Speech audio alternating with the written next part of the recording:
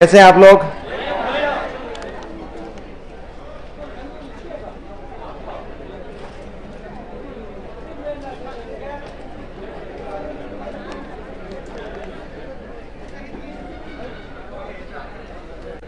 कल कहां पढ़ रहे थे हम लोग?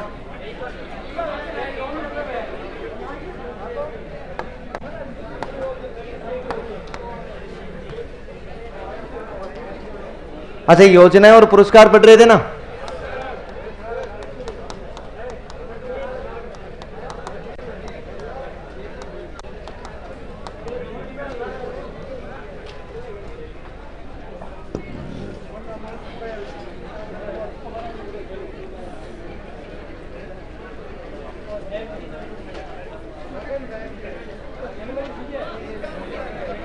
अब शुरू करें।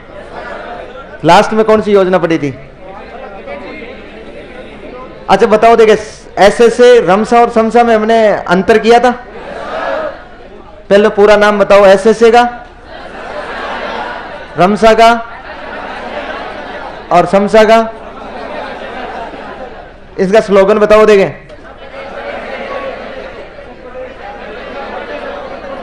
और लास्ट प्रारंभ बताओ। 2009। फिर 1 से 8। अच्छा, आयु बताओ। 3 से 18। फिर वित्तीय अनुपात। अच्छा, उसके बाद में संभाग 7, 9, 9। अच्छा, फिर बताओ राजस्थान में संचालन। RCE, RCSC, RCSC। अच्छा, इसकी अवधि बताओ। देखिए, टारगेट बढ़ाकर, इसका टारगेट घटाकर, और इसका समसा 1.0। 1 अप्रैल 18 से 31 मार्च 20 तक। उसके बाद में 1 अप्रैल 21 से 31 मार्च 2026 तक। यही है। अच्छा, इसके बाद में हमने समसा में तीनों चीजें सम्मिलित कर ली है ना। SSA, रमसा और टीचर एजुकेशन भी सम्मिलित है इसमें। फिर इसके बाद में इस हमने EBBS पढ़ा ना। आप याद करके देखो। देखिए, EBBS का मतलब वो है शैक्षिक वह क्षेत्र जिसमें शिक्षा की दृष्टि से बिल्कुल पिछड़ा वर्ग हो। और उसके 2 शर्तें मानकर हमने EBBS निकाले। भारत में तो कितने मिले अपने को? 3479। और उसमें से राजस्थान में कितने? और इनका उत्थान करने के लिए हमने एक योजना चलाई KGVB, और एक योजना चलाई शारदे बालिका छात्रावास। KGVB कब चली? 4-5, और 2009 में चलाएगी। अच्छा, ये जो KGVB है ये 6 से 8 के लिए चली। संचालन SSA द्वारा किया गया। कितनी है राजस्थान में? 200।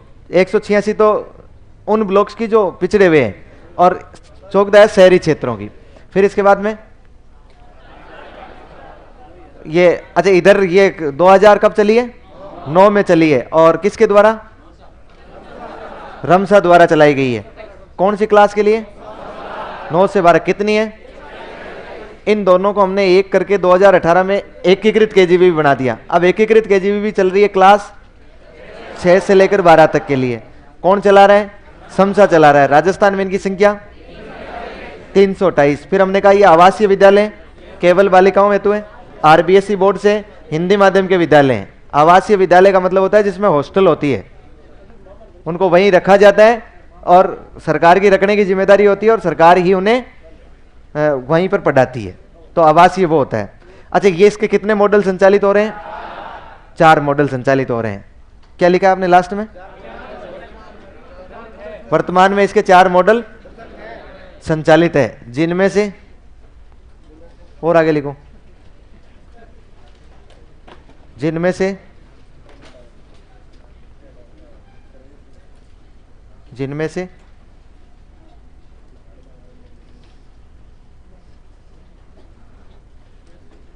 दूसरा मॉडल राजस्थान ने स्वीकार नहीं किया है।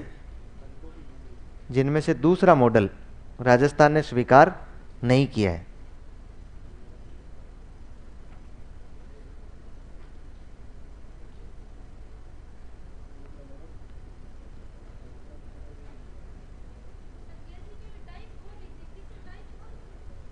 वही मॉडल 4 है।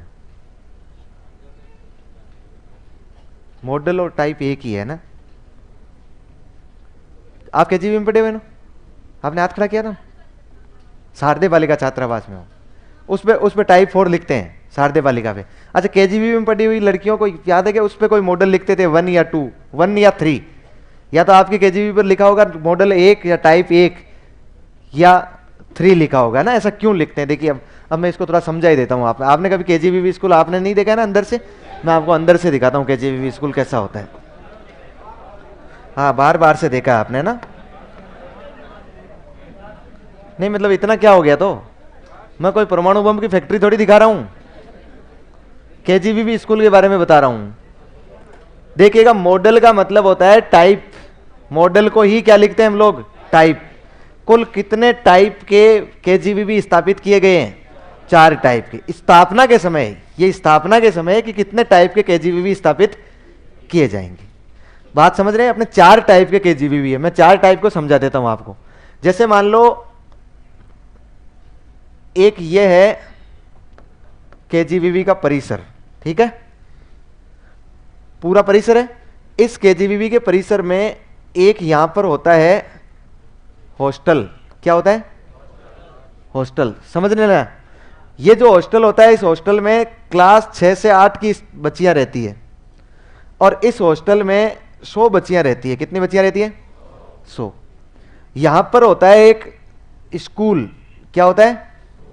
6 से 8 की स्टूडेंट यहां पर पढ़ने आती है, और वो स्टूडेंट जो यहां रह रही है सुबह पढ़ने आएगी और शाम को पढ़कर वापस कहां जाएगी?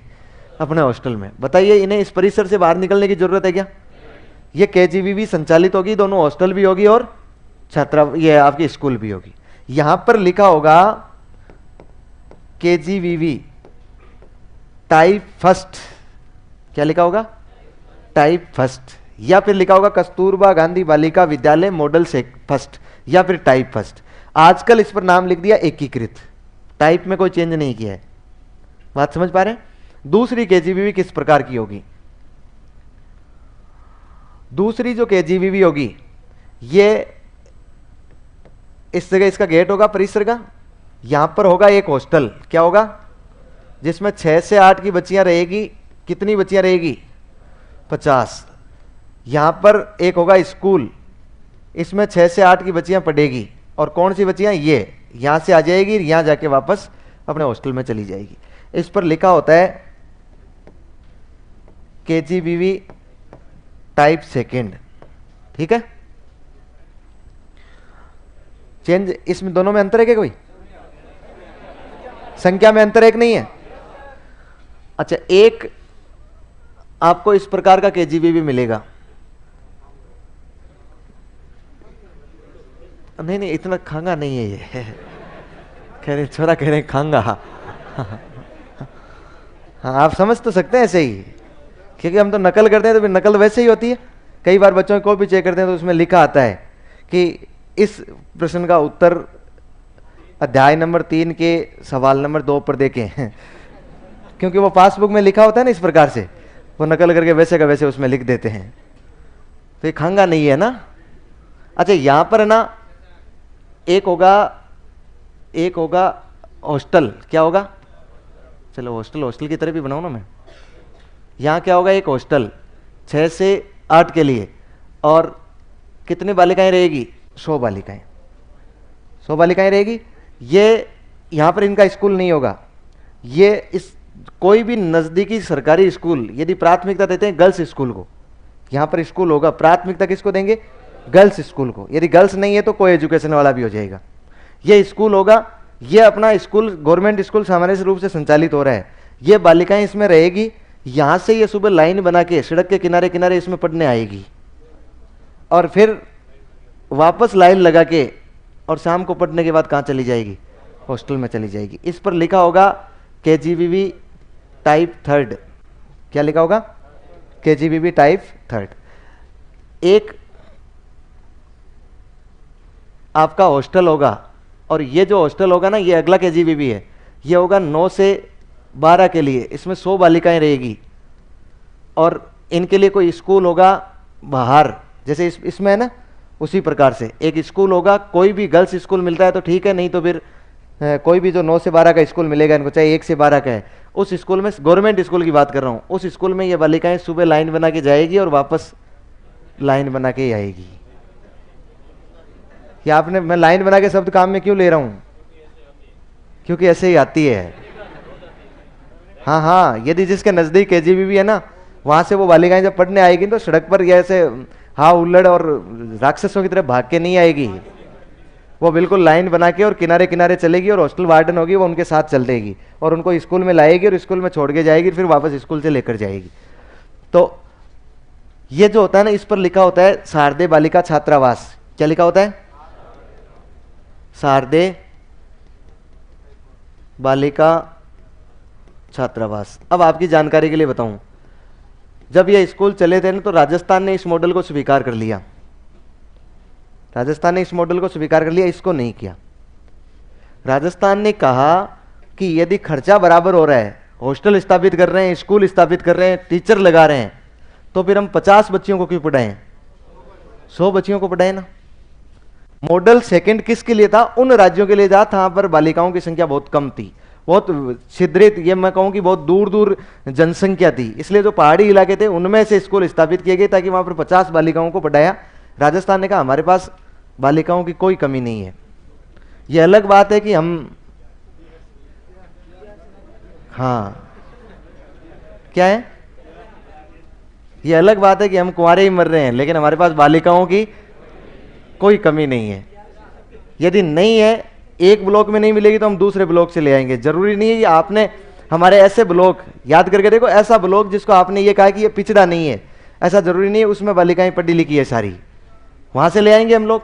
लेकिन निश्चित रूप से, क्योंकि हम तो जुगाड़ी तो है ना भाई, हमारे पास बालिकाओं कमी नहीं है। वो अलग बात है कि हम तोरण जाके उत्तर प्रदेश में मारते हैं, वो हाँ बिहार में है ना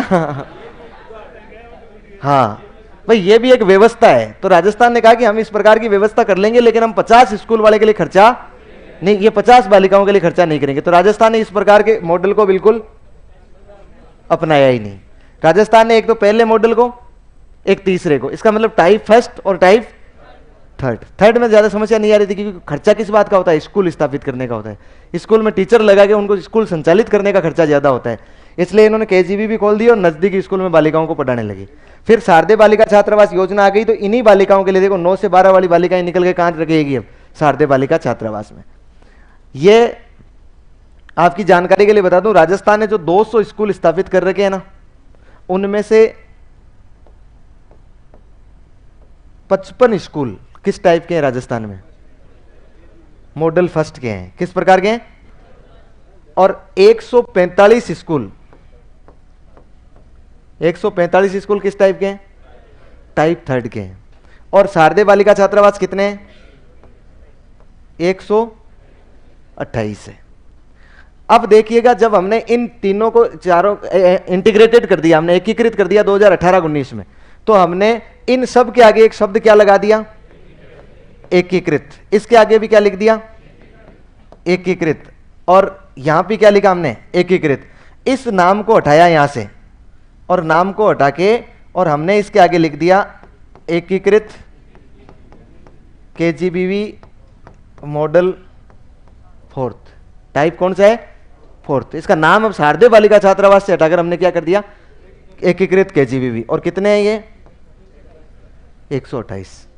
बताओ, स्थापना के अनुसार हमने 4 प्रकार के स्थापित किए कि नहीं किए? हमने यही तो लिखा है ना, राजस्थान में कौन सा मॉडल संचालित नहीं है? दूसरा मॉडल संचालित नहीं है। यहां तक की बात क्लियर है ना? अब देखिए, इसमें हमने और विकास कर लिया है। हमने जब एकीकृत केजीबीवी ले लिया ना इसको, इसका मतलब अब हम लोग इसमें भी सेकेंडरी एजुकेशन का काम करवा सकते हैं और इसमें भी एलिमेंट्री एजुकेशन का काम करवा सकते हैं। इसलिए हमने पिछले दिनों ये जो टाइप थर्ड का चल रहा ना अपना हॉस्टल, जिस हॉस्टल में अपने 6 से 8 की बालिकाएं रह रही थी, इसी में हॉस्टल को और बढ़ाया गया और इसमें 6 से 8 की जगह हमने इसको कर दिया 6 से 12 का। इसका मतलब इसमें भी 6 से 12 रहेगी और यह 9 से 12 के लिए चल ही रहा था। बात समझ पा रहे हैं ना? तो जो यहां पर स्थापित शारदे बालिका छात्रावास नहीं थे, वो शारदे बालिका छात्रावास की बिल्डिंग एक प्रकार से किस में आ गई है? इस केजीबीवी टाइप थर्ड में ही आ गई है कि नहीं आ गई है? अब हमने देखो, इसमें तो केवल 6 से 8 की बालिकाओं को रखते हैं और पढ़ाते हैं, लेकिन इसमें टाइप सेकंड टाइप थर्ड वाले में हम लोग जो हॉस्टल बनी हुई है उस हॉस्टल में पूरी 6 से 12 की बालिकाओं को भी रखते हैं, और यहां पर शारदे बालिका छात्रावास में किसको रखते हैं, 9 से 12 वाली बालिकाओं को भी रखते हैं। ऐसे हॉस्टलें हम और बना रहे हैं। आपको कहीं कंफ्यूज होगा इनमें, देखिए ये हर बार बदलती रहती है ये चीजें। हमने टाइप फर्स्ट को टाइप सेकंड में कर लिया होगा, टाइप सेकंड को टाइप थर्ड में कर लिया होगा, ये डिपेंड करता है इसमें हॉस्टल छात्रावास बनाने पर, है ना। कई बार हमने क्या होता है, केजीबीवी के अंदर की स्कूल होती है, उस स्कूल को यहाँ से बंद कर दिया या शिफ्ट कर दिया यहाँ से, और यहाँ से शिफ्ट करके बाहर वाली स्कूल में बालिकाओं को पढ़ाने लगे। यहाँ जो स्कूल का भवन बना हुआ था उसमें हमने एक अतिरिक्त हॉस्टल खोल दिया है। इसका मतलब अब वो टाइप फर्स्ट से किस में आ जाएगा, टाइप थर्ड में आ जाएगा, और टाइप थर्ड में आके काउंटिंग में आ जाएगा। तो पहले ये अलग अलग थे, 68 थे और 132 थे, अब ये कितने हो गए, 55 और 145 बन गए, और 128 ये है। तो कुल मिला के इंटीग्रेटेड केजीबीवी कितने बन गए, 328। और इनमें हर साल परिवर्तन होता रहता है। अभी तक के लेटेस्ट अपडेट के अनुसार, जो शिक्षा विभाग का लेटेस्ट अपडेट है उसके अनुसार ये वर्तमान की सिचुएशन है हमारे बनी हुई है। लिखो टाइप 4 समझ में आ गया ना। हमने शारदे बालिका छात्रावास को किसके रूप में ले लिया है, टाइप 4 के रूप में ले लिया है। क्या लिखा आपने,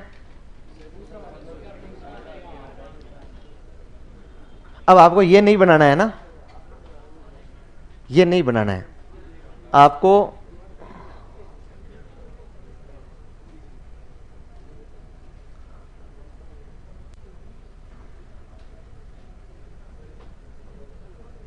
देखिए आपको इस तरह से लिखना है ना, मॉडल, या जिसे हम कहेंगे type, model first, second, third और फोर्थ।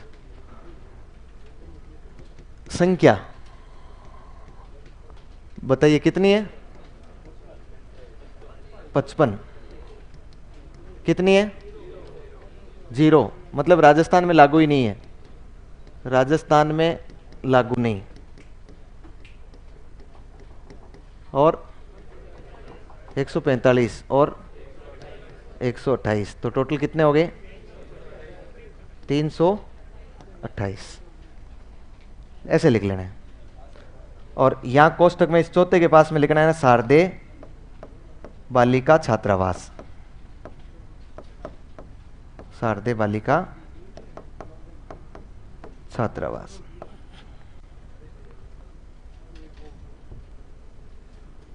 शारदे बालिका छात्रावास।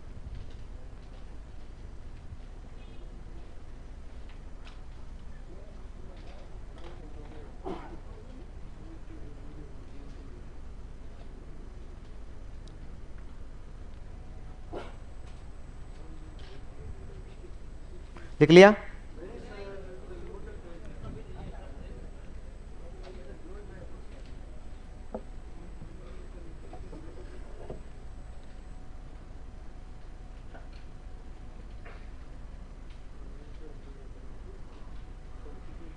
अरे कल मामा नाराज हो गया था, कहाँ गया आज,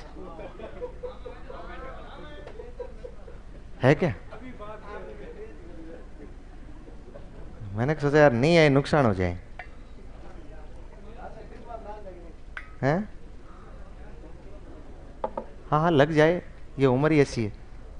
बोले कुछ भी करने का था लेकिन जयकांत सिकरे का ईगो हर्ट नहीं करने का था।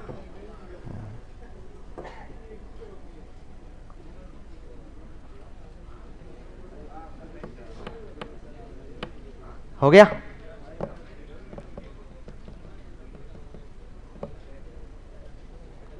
अगली योजना लिखो, लिखो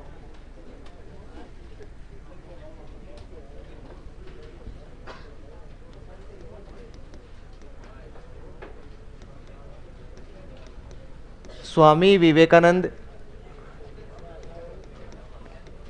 राजकीय मॉडल स्कूल।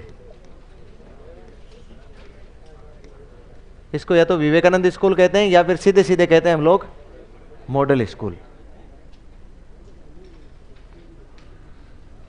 इसको कहेंगे हम लोग मॉडल स्कूल। लिख लो साथ का साथ। कब हुई इसकी स्थापना, बताओ देखें। 2008 में। Very good. अच्छा इसकी विशेषताएं बताओ। ये योजना भारत की एक राज्य की है, किसकी है? केंद्र की है ना, केंद्र प्रवर्तित योजना है, केंद्र प्रवर्तित योजना।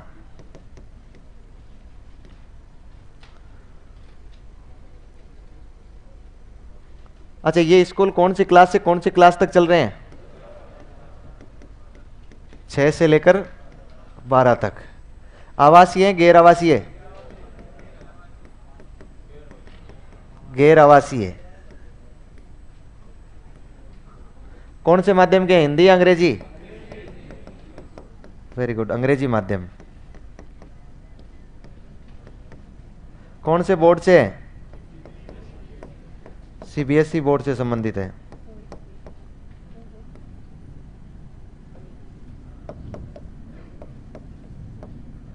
प्रति कक्षा सीटें कितनी है? 80।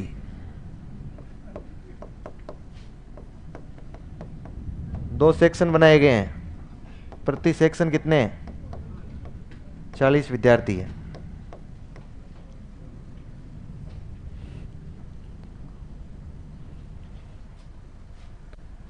राजस्थान में कितनी संख्या है? कितने खोलने थे अपने को? याद करके देखो, मॉडल स्कूल वही है जो हमने ईबीबीएस का विकास करना था उस समय चलाई थी। 186 खोलने थे। और कितने मॉडल स्कूल खोले हमने? वर्तमान में राजस्थान में हमने 134 मॉडल स्कूल स्थापित कर रखे हैं। 134।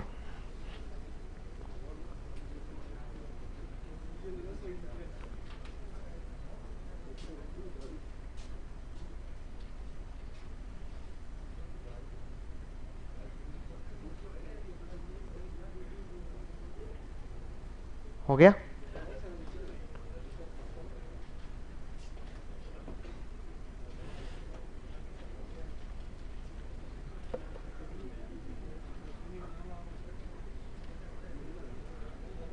बस इन्हीं विशेषताओं में से आपसे पूछा जाएगा मॉडल स्कूल के बारे में कौन सी विशेषता लागू नहीं है या सही नहीं है। लेकिन अब मैं इसको समझाऊंगा आप। हाँ, अभी बताओ ना शिक्षक, अभी थोड़ा सा मैं समझा दूं इसको ताकि आप लोग समझ जाएंगे कि ये मॉडल स्कूल क्या है, कैसे है। फिर कभी मिस्टेक होगी नहीं इसमें। केवल देखो, फैक्चुअल पढ़ने से नहीं होता है, इसको देखना भी पड़ता है कि इसका कॉन्सेप्ट क्या है। देखिए, इसके बारे में यदि हम लोग चर्चा करें ना, सुन ले रही, इसके बारे में हम लोग चर्चा करें, आप लोगों को नहीं करनी है चर्चा, मैं कर रहा हूं। देखो, मॉडल स्कूल किसी ने देखा है क्या? मॉडल स्कूल कहीं बना हुआ? खूब लोगों ने देखा है ना। मॉडल स्कूल भी उस क्षेत्रों में है जहां पर ईबीबीएस है, मॉडल स्कूल भी वहां पर है। लेकिन अब की बार थोड़ा सा हमने चेंजेज किया। अब की बार हमने क्या कर दिया? उसमें थोड़ा चेंजेज ये कर दिया कि हमने केजीबीवी और शारदे बालिका छात्रावास में तो केवल एकमात्र उद्देश्य रखा कि हमने ईबीबीएस से बाहर निकालना है, मतलब बालिकाओं को शिक्षा देनी है। यहां पर उसमें थोड़ा सा चेंज करके हमने इसमें बालिकाओं के साथ को एजुकेशन बढ़ा दिया। इसको क्या बना दिया हमने? को एजुकेशन। अगली विशेषता आप लिख सकते हैं इसमें, सहज शिक्षा का केंद्र है ये, सहज शिक्षा का केंद्र। सहज शिक्षा का केंद्र मतलब समझ जाएंगे ना, को एजुकेशन है जिसमें बालक और बालिकाएं साथ साथ पढ़ रहे हैं। लेकिन हमने बालिकाओं के लिए इसमें स्थान आरक्षित रखा। इसमें हमने 55% सीटें किसके लिए आरक्षित रखी है? बालिकाओं के लिए। 55% लड़कियां पढ़ेगी क्लास में। यदि बालिकाएं 55% नहीं है, एडमिशन उतने नहीं है, तो फिर लड़के बढ़ सकते हैं। अधिक से अधिक बालिकाएं 100% भी हो सकती है यदि वो योग्य है इसकी प्रवेश प्रक्रिया के आधार पर। इसे हमने सेंटर ऑफ एक्सीलेंस के रूप में स्थापित किया। सेंटर ऑफ एक्सीलेंस का मतलब होता है उत्कृष्टता का केंद्र। इसमें हमने सारे संसाधन दिए। इसकी प्रत्येक की जो बिल्डिंग बनाई, क्योंकि अपना अकेला का थोड़ी जा रहा था, राज्य का अकेला का थोड़ी जा रहा था, ये तो केंद्र का था, कॉन्सेप्ट भी केंद्र का ही था। इसलिए इसके लिए जगह, शहर से थोड़ी दूर जगह अलॉट करके, और इसमें एक भवन, महल नुमा भवन बनाया गया। इसकी बिल्डिंग को आप देखते हैं ना, तो इसकी बिल्डिंग बहुत गजब बनाई गई है। आप कभी मॉडल स्कूल में जाके घूम के देखना। इसकी 2 स्टेप में, मतलब 2 मंजिला है, 2 मंजिला बिल्डिंग है, और चौक बंद करके और बहुत खूबसूरत तरीके से बिल्डिंग बनाई गई है इसकी। इसमें बहुत खर्चा किया गया, ऐसा लगता है जैसे कोई हम महल में प्रवेश कर रहे हैं, स्कूल में प्रवेश नहीं कर रहे हैं। सबके लिए अलग अलग बनाई गई, जगह अलॉट करके। जैसे आपने केजीबी बनाई थी ना, उस प्रकार से जगह अलॉट करके इसके लिए बनाई। और केजीबी भी तो केवल हॉस्टल टाइप के बना दिए, स्कूल टाइप के बना दिए, इसको वास्तव में महलनुमा बनाया, क्योंकि हमें क्या बनाना था इसको, सेंटर ऑफ एक्सीलेंस, उत्कृष्टता का केंद्र। फिर हम कहा कि बालिकाओं को हमने केवल शिक्षा ही नहीं देंगे, अब उन्हें आधुनिक शिक्षा भी देंगे। आधुनिक शिक्षा मतलब अंग्रेजी माध्यम में। कौन से माध्यम में पढ़ाएंगे? अंग्रेजी। इनमें अंग्रेजी माध्यम पढ़ाते हैं हम लोग, क्लास 6 से ये शुरू होती है अंग्रेजी माध्यम। मतलब जाते ऐसा नहीं 5वीं क्लास के बाद इसमें एडमिशन होता है तो एडमिशन होते ही ठोक दो उन पर अंग्रेजी माध्यम। पहली बात तो इसमें नामांकित और ड्रॉप आउट की जरूरत नहीं है, इसमें कोई भी एडमिशन ले सकता है, लड़का या लड़की। उसके लिए निश्चित होता है कक्षा 6 में जो प्रवेश होगा वो एक प्रवेश समिति के आधार पर होगा। प्रवेश समिति कलेक्टर के नेतृत्व में बनेगी और इसमें कुछ शर्तें तय की गई है, भाई पहले बीपीएल वाला होगा, फिर इस कैटेगरी वाला होगा, फिर इस कैटेगरी वाला होगा, यदि उसके अनुसार। क्योंकि इसमें आपको बताओ तो हम लोग प्रवेश परीक्षा नहीं ले सकते हैं, आरटी एक्ट लागू है। 8वीं क्लास तक हम लोग स्क्रीनिंग नहीं करवा सकते, टेस्ट नहीं ले सकते हैं, कोई भी पढ़ेगा इसमें। 9वीं क्लास में हम लोग एक टेस्ट परीक्षा लेते हैं, यदि कोई 9वीं क्लास में एडमिशन लेना चाहता है तो हम लेते हैं इसमें टेस्ट। और 11वीं क्लास में यदि कोई एडमिशन लेना चाह रहा है तो फिर उसको हम लेते हैं किसके आधार पर? 10वीं के परसेंटेज होंगे। इसमें केवल साइंस स्ट्रीम होती है, आर्ट्स नहीं होती है, केवल साइंस होती है, इंग्लिश मीडियम होता है। और क्लास 6 में एक सब्जेक्ट इंग्लिश मीडियम में आता है, क्लास 7 में 2 सब्जेक्ट इंग्लिश मीडियम में, क्लास 8 में 3 और क्लास 9 में सभी सब्जेक्ट इंग्लिश मीडियम में कर दिए जाते हैं। समझ पा रहे हो? ताकि बच्चा धीरे धीरे अपने उस इंग्लिश मीडियम को कवर कर ले। केवल साइंस स्ट्रीम होती है, 2 सेक्शन बनाए जाते हैं, 40-40 के 2 सेक्शन होते हैं। इसमें एडमिशन जो होता है ना, वो एडमिशन प्रवेश समिति के आधार पर होता है, कोई लॉटरी नहीं निकलती है इसमें किसी प्रकार की, प्रवेश समिति के आधार पर होता है। प्रवेश समिति में जो प्राथमिकताएं तय कर ली उसका एडमिशन हो जाएगा। इसमें एडमिशन की हमेशा ही मारामारी रहती है, बहुत ज्यादा भीड़ रहती है, एक एक एडमिशन के लिए 200-200 आवेदन आ जाते हैं इसमें बालकों के इस मॉडल स्कूल में, क्योंकि ये पूर्णतः किसमें चल रहे हैं? इंग्लिश मीडियम में। इसमें एक भी सीट खाली नहीं रहती है, पूरे टीचर्स होते हैं, पूरे खेल ग्राउंड इसमें बनाए हुए हैं, पूरे जो भी कंप्यूटर इंस्ट्रक्टर है, आपका पियोन है या फिर लाइब्रेरी है, जितने भी पोस्ट है ना वो सारी पोस्टें इसमें भरी रहेगी। छात्र शिक्षक अनुपात के मामले में 1% कोताही नहीं बरती जाएगी इसमें। ये स्कूलें बाकी से अच्छी चलती है, बाकी से ज्यादा समय चलती है। जो बाकी गवर्नमेंट की है स्कूलें, लेकिन गवर्नमेंट स्कूलें चलती है जैसे मान लीजिए 7 से 1, तो ये स्कूल चलेगी 7 से 3। वो स्कूलें चलती है 10 से 4, तो ये चलती है 9 से 5। इसमें थोड़ा सा टाइम एक्स्ट्रा होता है। इंग्लिश मीडियम में सीबीएसई बोर्ड की परीक्षा होती है, इसमें सीबीएसई पर आधारित होती है। अब रही बात की ये जो स्कूल है ना, इस स्कूलों को अब की बार हमने कॉन्सेप्ट बनाया कि इन स्कूलों को हम लोग प्री प्राइमरी से चलाएंगे, ताकि बच्चों को 6वीं में जाके 1 सब्जेक्ट, 7वीं में 2 सब्जेक्ट नहीं दे, हम पहले से ही बच्चे को तैयार करें इंग्लिश में, ताकि पूर्णतः क्या हो जाए? इंग्लिश में हो जाए। इसलिए पिछले साल मतलब ये जो सेशन गया ना, इससे पहले वाला जो सेशन था, मतलब 23-24 गया है ना, मैं किसकी बात कर रहा हूं? 22-23 की। 22-23 सेशन में इस योजना को मंजूरी मिली कि इन्हें हम चलाएंगे प्री प्राइमरी से लेकर 5वीं तक, लेकिन उनके साथ नहीं मिलाएंगे। जहां मॉडल स्कूल बना हुआ है वहीं पर उसी के पास एक बिल्डिंग और बनाएंगे हम, और वो नई बिल्डिंग बनाएंगे प्री प्राइमरी से 5वीं के लिए। वो होगी उसी परिसर में, लेकिन बिल्डिंग अलग हो जाएगी। जैसे केजीबी में एक हॉस्टल और एक स्कूल होता था, पूरे जितने भी मॉडल स्कूल बने हुए हैं सब में हमने, राज्य ने सब में स्कूलें बना ली, मतलब सब में बिल्डिंग बना ली। पिछले 1 साल से वो बिल्डिंगें तैयार पड़ी है। 1 साल से क्या पड़ी है? तैयार पड़ी है, बिल्कुल। 1 साल से कम 20 बार अखबार में मैं पढ़ चुका हूं, एक ही खबर आती है कि प्री प्राइमरी से 5वीं की बिल्डिंग मॉडल स्कूल में हुई तैयार, लेकिन अभी इनमें प्रवेश प्रक्रिया या फिर क्लासेस चलने की हो रहा है इंतजार, अभी तक उन्हें चलाया नहीं गया है। जिस समय वो चलाई जाएगी, मुझे जहां तक ऐसा लग रहा है कि अब सरकार बनी है, अब सरकार स्थिर रही है, अब सरकार थोड़ा सा उस पर ध्यान देगी, तो शायद इस सेशन में प्री प्राइमरी से लेकर 5वीं तक हम उनमें भी स्टार्ट कर देंगे। तो जैसे ही वो शुरू होगी ना, हम इसका कॉन्सेप्ट बदल देंगे और 6 से 12 नहीं कहेंगे इसको हम लोग क्या कहेंगे? प्री प्राइमरी से 12वीं तक कहेंगे। अब रही बात शिक्षक कहां से आते हैं इसमें जो टीचर आते हैं ना वो सारे राज्य सरकार के होते हैं। मतलब आप भी शिक्षक बनकर किसमें जा सकते हैं? इसमें। लेकिन फर्क सिर्फ इतना होता है कि आप डेपुटेशन पर जाएंगे। किस पर जाएंगे? डेपुटेशन। डेपुटेशन का मतलब कभी नाम सुना है कैसा? कभी आपने नाम सुना? एपीओ, सस्पेंड, बर्खास्त, ऐसा नाम सुना है ना? उल्टे सीधे काम के नहीं है अपने, इन चीजों पर जाना नहीं है। लेकिन मैं हल्का सा समझा देता हूं ना, ताकि आपको कल को जाओ तो इन स्कूलों में भी आप लोग बराबर सेवा दे सको, आपको चीजें समझ में आ जाएगी कैसे जाते हैं इनमें। देखिए, एक कोई कार्मिक मान लीजिए किसी स्कूल में काम कर रहा है, मान लीजिए आप है और किसी स्कूल में काम कर रहे हैं। अच्छा मान लीजिए मैं हूं रे यार, आप अपने आप पे क्यों ले रहे हैं? तो कोई और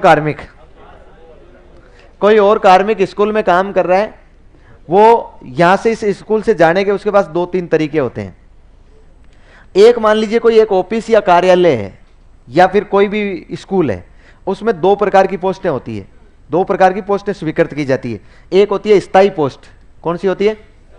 स्थायी पोस्ट। और एक होती है प्रतिनियुक्ति पद या प्रतिनियुक्ति पोस्ट, जिसे हम लोग बोलते हैं डेपुटेशन पोस्ट। प्रतिनियुक्ति को इंग्लिश में क्या बोलते हैं? Deputation post. ये जो स्थायी पोस्ट होती है ना, ये तो आपने एक बार वहां पर कार्मिक आ गया ना, वो कार्मिक आके स्थायी हो गया ना, उसके बाद वो जब तक ट्रांसफर नहीं करवाए, उसको भेजे नहीं, तब तक वो स्थायी होती है। डेपुटेशन पोस्ट होती है ना, उसके कुछ नियम होते हैं कि आप 4 साल तक ही ज्यादा से ज्यादा इस कार्मिक पोस्ट पर एक व्यक्ति को रख सकते हैं, उसके बाद आपको उसको बदलना पड़ेगा। और हो सकता है ये पोस्ट क्रिएट की जाती है आवश्यकता के अनुसार। अपने को आवश्यकता नहीं है तो हो सकता है 2 साल हम इसको समाप्त कर दें, आवश्यकता हुई तो इसको वापस ले लें। ये काम की अधिकता के आधार पर क्रिएट की जाती है। आप एक जगह से दूसरी जगह आएंगे ना, तो आपके पास एक तरीका तो होता है ट्रांसफर का, मतलब स्थानांतरण जिसे बोलते हैं। आप यदि स्थानांतरण लेके दूसरी जगह आ रहे हैं, इस ऑफिस में आ रहे हैं ट्रांसफर लेके, तो पीछे आपकी पोस्ट खाली बताएगी, पीछे आपकी पोस्ट साला दर्पण पर खाली बताएगी। खाली बताने का मतलब है वहां पर कोई भी व्यक्ति दूसरा आ सकता है स्थानांतरण से। लेकिन यदि आप डेपुटेशन से किसी दूसरे ऑफिस में आ रहे हैं, डेपुटेशन से, तो डेपुटेशन से दूसरे ऑफिस में आओगे तो पीछे आपकी पोस्ट हमेशा भरी बताएगी। आप जब मर्जी हो ना तब वापस वहां जा सकते हो, आपकी पोस्ट खाली नहीं होगी वहां से। लेकिन डेपुटेशन में भी 2 प्रकार का है। यदि आप लोग डेपुटेशन पोस्ट पर आ रहे हैं ना, जहां क्रिएट है डेपुटेशन पोस्ट, निर्मित की गई है, स्वीकृत की गई है, तो आपकी पोस्ट खाली बताएगी। फिर आप 4 साल तक यहाँ नौकरी करने के बाद आपको वापस जो ज्वाइनिंग देता है ना, नियुक्ति देता है, उसके पास जाओगे, वो आपको कहां भेजता है वो उसकी जिम्मेदारी है। लेकिन जहां डेपुटेशन पोस्ट क्रिएट भी नहीं है ना, फिर भी कार्य की अधिकता के कारण डेपुटेशन पर किसी भी ऑफिस में किसी भी कार्मिक को लगाया जा सकता है, कोई पोस्ट नहीं होगी तो भी। जैसे इलेक्शन डिपार्टमेंट को, चुनाव आयोग को शिक्षकों की जरूरत पड़ी, तो बहुत सारे लोगों को उसने डेपुटेशन करके और अपने आयोग वहां पर बुला लिया दफ्तर में। इसका मतलब यह है कि वो जब तक चुनाव होंगे वो काम करेंगे, तब तक उनकी पोस्ट वहां से खाली नहीं बताएगी। वो काम करेंगे और वापस जिस दिन उस काम कंप्लीट हो गया, वो ऑफिस वाला लिख के दे देगा, जाओ और अपनी जगह ज्वाइन कर लो, फिर जाके वापस अपनी जगह ज्वाइन कर लेंगे। समझ पा रहे हैं? ये डेपुटेशन होता है। बहुत सारे लोग, जैसे आपको कार्य व्यवस्था लगाया जाता है ना, मैं सीधा सीधा बताऊं, आप जिस स्कूल में लगोगे, मान लो आपके स्कूल में आप 2 ही शिक्षक और उस दिन संयोगवश आप दोनों ही छुट्टी पर चले गए, तो उस स्कूल को कौन खोलेगा? इसलिए पीओ साहब के पास ये ऑर्डर पावर होता है कि वो नजदीकी जो स्कूल है ना प्राइमरी, उसमें से एक टीचर का डेपुटेशन कहां करेगा? उस स्कूल में करेगा, और तब तक करेगा जब तक उसको जरूरत है। वापस वहां की पोस्ट खाली थोड़ी हो जाएगी आपकी, वापस आप जाके वहां ज्वाइन कर लोगे। लेकिन डेपुटेशन पोस्ट जो होती है ना, उसमें खाली हो जाता है। जितने भी सीबीओ ऑफिस बने हुए हैं, जितने भी सीडीओ ऑफिस बने हुए हैं, उनमें जो मैंने आपको बताया ना, सीबीओ ऑफिस में कुछ कार्मिक होते हैं, या फिर मॉडल स्कूल जो होती है, उस मॉडल स्कूल में ये डेपुटेशन पोस्ट होती है। मॉडल स्कूल में क्या होती है? शिक्षकों की डेपुटेशन पोस्ट होती है। इसका मतलब अब आप लोग यहां से कैसे आ रहे हैं? डेपुटेशन द्वारा आ रहे हैं। अब इसका एक तरीका होता है कि आपको एक आवेदन करना होता है। उस आवेदन की पहली शर्त यह होती है कि आप सरकारी राजस्थान शिक्षा के अधीन, राजस्थान शिक्षा विभाग के अधीन सरकारी मास्टर होने चाहिए। एक शर्त तो यह रहेगी, वही आवेदन करेगा। फिर आपको अंग्रेजी का नॉलेज होना चाहिए। आप जिस सब्जेक्ट ले जा रहे हो ना, वो सब्जेक्ट आपको अंग्रेजी में आना चाहिए। अब आपका इंटरव्यू होगा, अब आपका इंटरव्यू लिया जाएगा, अंग्रेजी में इंटरव्यू लिया जाएगा। आप इंटरव्यू दो और फिर जाके किस में चले जाओ? मॉडल स्कूल में। 4 साल के लिए चले गए, 4 साल के बाद आपको वापस जगह भेज दिया जाएगा। यदि हो सकता है आप दोबारा से इंटरव्यू दो तो आपको दोबारा से वहां पर नियुक्त कर दिया जाए। सैलरी उसमें बढ़ती है, क्योंकि आप टाइम ज्यादा दे रहे हो ना, तो उसमें सैलरी थोड़ा सा अलग से भत्ता दिया जाता है। लगभग 1700-1800 रुपए महीने के ज्यादा दिए जाते हैं आपको। अब देखो, है जैसी व्यवस्था है, मैं बता रहा हूं, अभी तक यही व्यवस्था है। इंग्लिश मीडियम में पढ़ाना पड़ेगा, किताबें इंग्लिश मीडियम में चलती है, सारा इंग्लिश मीडियम का काम होगा। बताओ, सेंटर ऑफ एक्सीलेंस है कि नहीं है? आधुनिक शिक्षा के केंद्र है कि नहीं है? लड़के और लड़कियां दोनों पढ़ रहे हैं। फिर दूसरी बात ये और देख लीजिए, यहां पर थोड़ा सा मैंने आपको समझाया। एक तरीका होता है, आपने नाम सुना होगा कि इस कर्मचारी को एपीओ कर दिया, एपीओ कर दिया ना। कई बार हम लोग क्या करते हैं, कोई कर्मचारी के खिलाफ, जैसे मान लो किसी ने लाइट काट दी, टाइम पे लाइट नहीं दी, बेईमानी की, तो हमने गांव वालों ने धरना दिया, या फिर पुलिस से कोई गलती हो गई, या फिर डॉक्टर से कोई गलती हो गई, मरा तो अपनी मौत, लेकिन हम कहते हैं कि भाई गलती हो गई, तो हमने धरना दिया, सरकार से कहते हैं कि इसको हटाओ इसको, तो सरकार फिर कहती है कि चलिए उसको एपीओ कर दिया। अपने को लगता है हाँ हम जीत गए। अब देखो एपीओ का मतलब होता है एवेटिंग पोस्टिंग ऑर्डर, मतलब आप जहां काम कर रहे हो ना, अब आपको वहां पर काम नहीं करना है, आपको अब इंतजार करना है कि आपका पोस्टिंग ऑर्डर, आपको वापस काम करने का दोबारा से लेटर मिलेगा, आपको काम बंद कर देना है वहीं से, आप बैठे रहोगे आराम से। हो सकता है आपको 2 दिन, 5 दिन, 10 दिन, 15 दिन, 20 दिन के बाद में आपको दोबारा लेटर मिले कि आपको अब आपको इस स्कूल में नहीं, इस स्कूल में काम करना है। मतलब एज ये क्या है, ट्रांसफर। ये क्या होता है, ट्रांसफर। एपीओ के कोई कारण हो सकते हैं, एपीओ के खूब सारे कारण होते हैं, किसी भी कारण से एपीओ किया गया, फिर वो एपीओ किया गया तो इसका मतलब वो वापस निश्चित रूप से वो उस स्थान पर नहीं आएगा, वो कौन से स्थान पर जाएगा, दूसरे स्थान पर। हो सकता है कुछ दिन बाद में घूम के आ जाए। तो ये एपीओ कहीं भी सर्विस बुक में नहीं लिखा जाता है, किसी प्रकार का उसमें कोई नुकसान नहीं है, पेमेंट आपको बराबर मिलता रहेगा, बस ये है कि आपको काम का पावर नहीं दिया जाएगा। अब आप कार्य नहीं कर सकते हैं उस ऑफिस में, कार्य आप दूसरे जगह जाकर फिर जब ऑर्डर दिया जाएगा तब किया जाएगा। इसका मतलब कोई ज्यादा फर्क नहीं पड़ा है ना। कई बार लोग बाग कहते हैं ना कि ट्रांसफर नहीं होते हैं, ट्रांसफर खुलेगा तब ट्रांसफर होगा। ये एक ट्रांसफर करने का अच्छा जरिया है, जिसकी अच्छी अप्रोच होती है ना, उसका एक ऊपर से ऑर्डर आता है निदेशक से, डायरेक्टर से, कि आपको निम्न कारणों से एपीओ किया जाता है। एपीओ कर दिया, आप बाड़मेर काम कर रहे थे, आप थे मान लीजिए जयपुर के, आपको एपीओ कर दिया, तीसरे दिन आपका वापस ऑर्डर आता है कि अब आपको पोस्टिंग स्थान जयपुर के इस गांव में दिया जाता है। ये क्या है,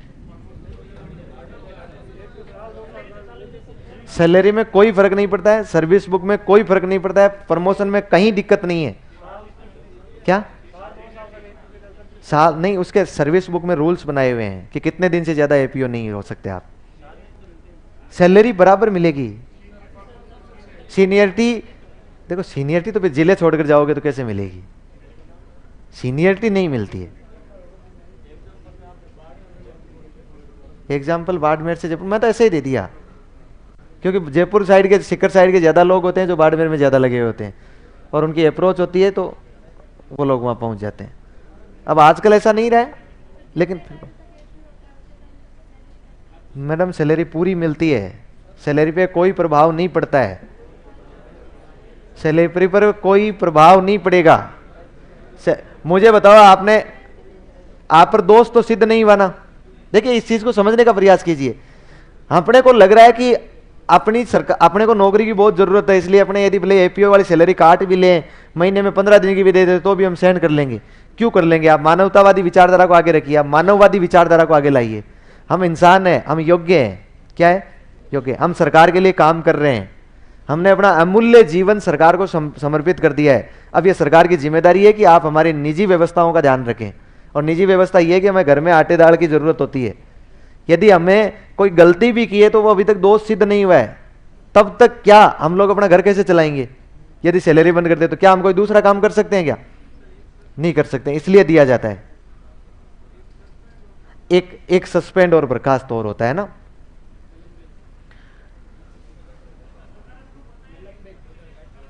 एक आदमी बताइए। हाँ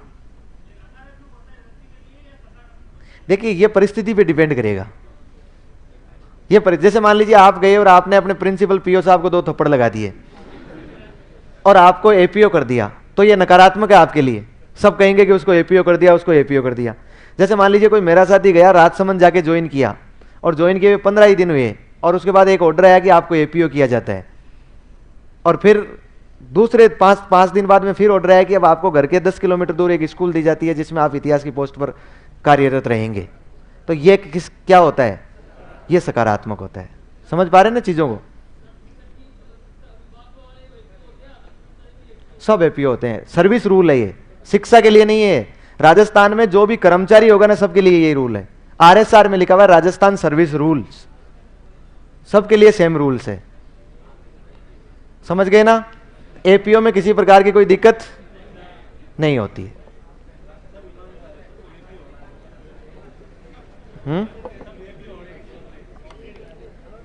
हाँ, तो एपीओ का तरीका मैंने बता दिया है कैसे होना है। हाँ। लेकिन अब उसमें ना, उसके बाद ये भी तो है, उसके बाद आगे आपकी अप्रोच अच्छी होनी चाहिए, नहीं तो वो ऑर्डर आएगा तो अब की बार बाड़मेर से पाकिस्तान टिका देगा।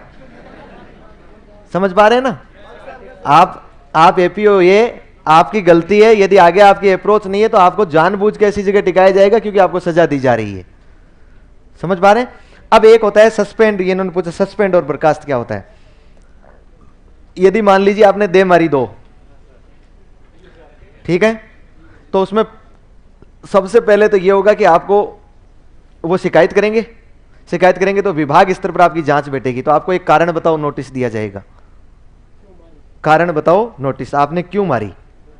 तो फिर आप उसमें लिखोगे, उसका स्पष्टीकरण दोगे कि मैं थोड़ा सा रात को मैंने ज्यादा ले ली थी इसलिए सुबह उतरी नहीं, और मुझे पता नहीं था और मैंने मुझे पता नहीं था। ये प्रिंसिपल साहब है, ये पीओ साहब है। यदि आपके जांच अधिकारी उस नोटिस से संतुष्ट हो जाता है तो मामला वहीं समाप्त है। नहीं तो उसके बाद आपका अगला नोटिस आएगा 17 सीसी। 17 सीसी मतलब करेक्टर सर्टिफिकेट आपका आएगा, और वो 17 सीसी मतलब 17 नंबर का आएगा। उस नंबर है उसका 17। 17 सीसी होता है एक लघु शास्ति। लघु का मतलब छोटा, शास्ति का मतलब दंड, छोटा दंड। अब इसमें किया जा सकता है 17 सीसी नोटिस आपको दे दिया, इसका मतलब आपको दंड तो मिलेगा। दंड कौन सा मिल सकता है? हो सकता है इसके तहत आपको एपीओ कर दे, ये दंड है, आपको एपीओ कर दिया। हो सकता है आपका एक इंक्रीमेंट रोक लिया कि आपको अब की बार इंक्रीमेंट नहीं देंगे। हो सकता है आपके 2 इंक्रीमेंट रोक लिए, ये भी हो सकता है। ये 17 सीसी नोटिस होता है। अब 17 सीसी नोटिस से भी यदि अगला अधिकारी संतुष्ट नहीं हुआ है तो फिर इसके बाद मिलेगा आपको 16 नंबर का। इसके बाद कौन सा मिलेगा? 16 नंबर का। 2 नोटिस चलते हैं, एक 17 सीसी और एक 16 सीसी। ये जो 16 नंबर का होता है ना, इसे कहते हैं दीर्घ शास्ति। दीर्घ मतलब बड़ा, और शास्ति यानी दंड। इसमें बड़ा दंड मिल सकता है। इसमें बड़े दंड में यह हो सकता है कि आपका आजीवन इंक्रीमेंट रोक लिया जाए, उसमें लिख दिया जाए कि आपका आजीवन इंक्रीमेंट रोका गया है। इसमें हो सकता है यह लिख दिया जाए कि अब आपको डिमोशन कर दिया जाए, जैसे आप एक पोस्ट पर और उसे आपको एक पद नीचे कर दिया जाए। प्रमोशन की जगह क्या कर दिया जाए? डिमोशन। हो सकता है इसमें आपको टर्मिनेट कर दिया जाए, मतलब बर्खास्त कर दिया जाए, राज्य सेवा से बाहर कर दिया जाए। ये अंतिम होता है। ये 16 सीसी होता है ना, ये बड़ा होता है और अंतिम होता है। लोगों ने नाम सुन रखे होते हैं 16 सीसी और 17 सीसी, 16 सीसी और 17 सीसी। वो एक कहावत भी चलती है, बोले वो एक फौजी था, उसको कोई बात हो गई होगी, बात हो गई तो 17 सीसी नोटिस दे दिया उनको। नोटिस दिया तो वो फिर अपने अधिकारी के पास गया और जाके हाथ जोड़े और कहा साहब बच्चे छोटे हैं, कम से कम एक तो कम करो। एक कम करने का मतलब समझ पा रहे हैं ना? ये एक कम नहीं हो रहा है, ये क्या हो रहा है? ज्यादा हो रहा है। अब एपीओ का मैंने कार्रवाई बता दी, कोई कार्रवाई नहीं है। जो सस्पेंड होता है जिसे आप लोग निलंबन कहते हैं, निलंबित करने का मतलब ये होता है कि अब आपको सस्पेंड, वहां से जिस ऑफिस से थे उसे निलंबित करके आपका एक हेड ऑफिस बना दिया जाएगा कहीं भी। सस्पेंड और एपीओ में ये नहीं होता है कि आप लोग घर बैठ जाएंगे, आपको रोजाना हाजिरी देनी पड़ेगी, काम नहीं मिलेगा। मतलब आप लगातार ऑफिस में जाओगे सुबह से शाम तक, लेकिन काम नहीं मिलेगा। स्कूल में बुलाया जाएगा तो स्कूल में आप लोग बैठे रहेंगे जाके कुर्सी पर, लेकिन आपको स्कूल में क्लास में नहीं भेजा जाएगा, आपको काम नहीं मिलेगा। निलंबन में भी सेम यही होता है। आपका एक ऑफिस बना दिया, उस ऑफिस में आप जाओ, रोजाना उस सुबह से शाम तक वहां बैठे रहो जब तक कि आपका मामला मुकदमा शांत नहीं हो जाता है। उस सस्पेंड में एक ये होता है कि सस्पेंड में आपको आधा पेमेंट दिया जाता है, जितने समय पर आप रहते हो ना, आधा पेमेंट। वो इसलिए क्योंकि अभी तक मुकदमा तय नहीं हुआ है, और जब तक तय नहीं हुआ है, आप अपराध सिद्ध नहीं हुआ है, इसका मतलब है आप अपना घर परिवार तो चलाओगे ना। गलती तो आपने की है ना, घर वालों ने थोड़ी की है।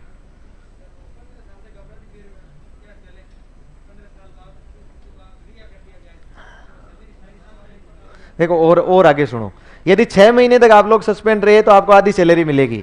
6 महीने से ज्यादा सस्पेंड रहे तो आपको सैलरी का 75% मिलेगा, मतलब 75% और मिलने लग जाएगी, क्योंकि अब आवश्यकताएं बढ़ेगी। अब बच्चा बाहर भी कर चुका होगा तो नीट की तैयारी करेगा, आवश्यकताएं बढ़ेगी।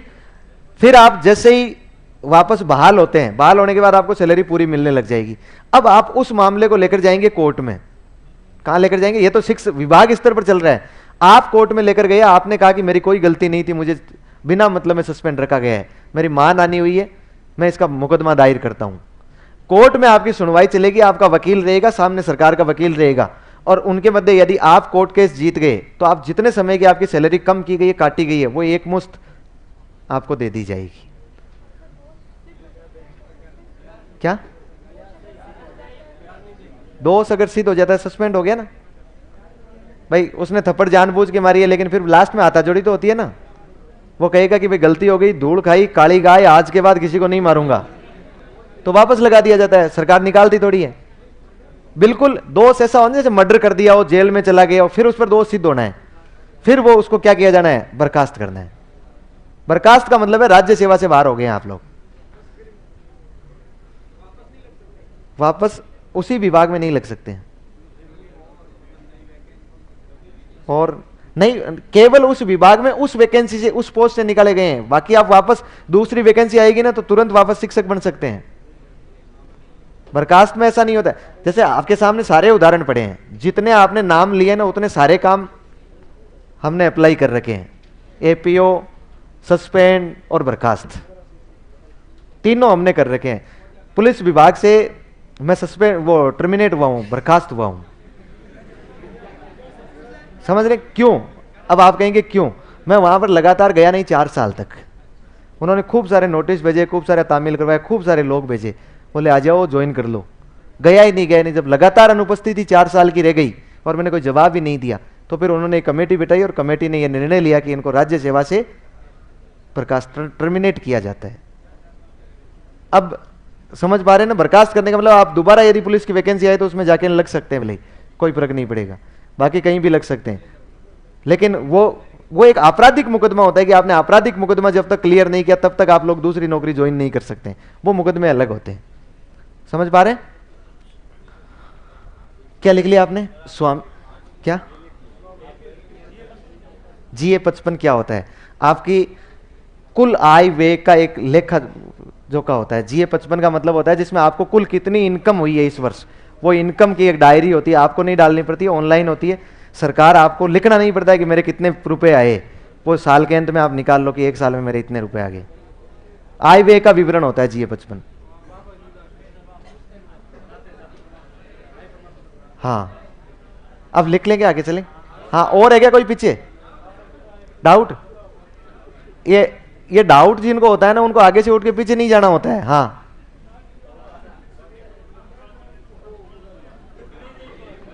देखो सब शांत रहो, आखिरी बार सुन रहा हूं, यदि मुझे सुनाई दे तो, नहीं तो जोर से बोलो, नहीं तो मैं नहीं सुनूंगा। मैं शांत रहो सब।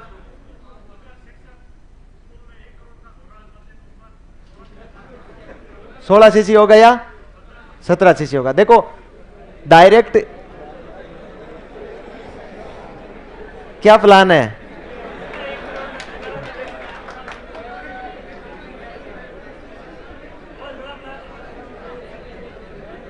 अरे सुन लीजिए रे,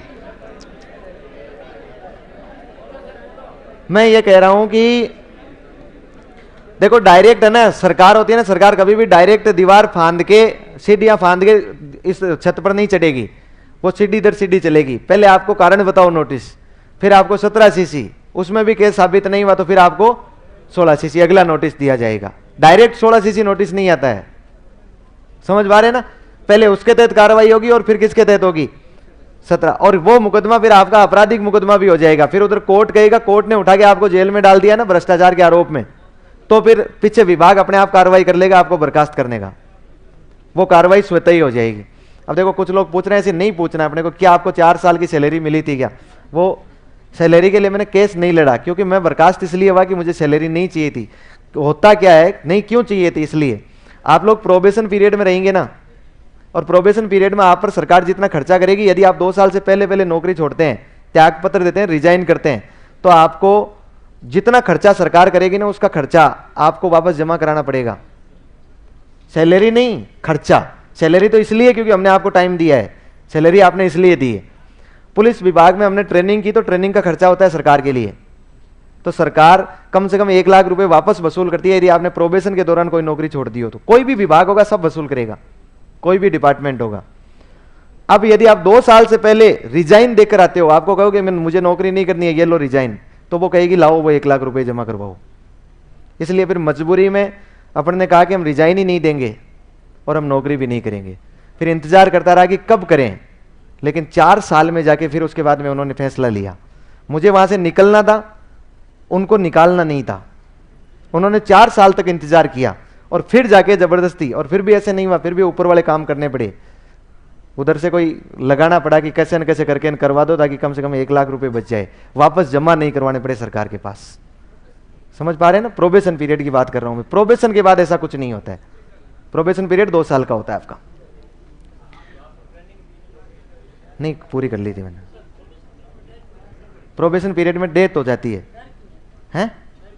डर क्यों रहता है? प्रोबेशन पीरियड अस्थायी नौकरी होती है। प्रोबेशन पीरियड आपकी स्थायी नौकरी नहीं होती है।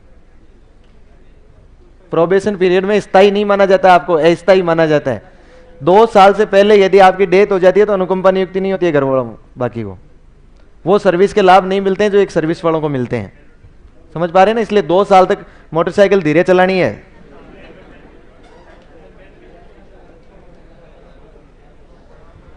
ये हो गया पूरा। उसके बाद आगे चलो।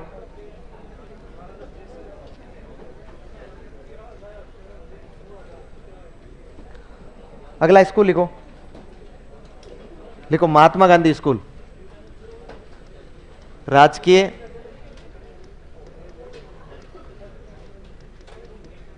महात्मा गांधी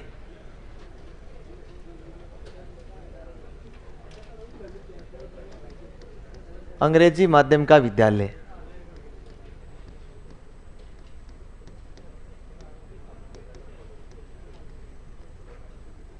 राजकीय महात्मा गांधी अंग्रेजी माध्यम का विद्यालय।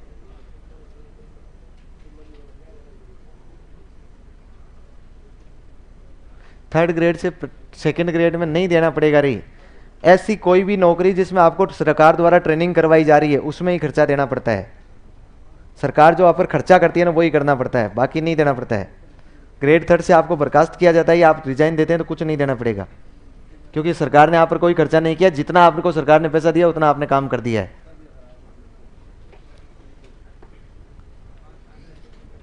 हो गया?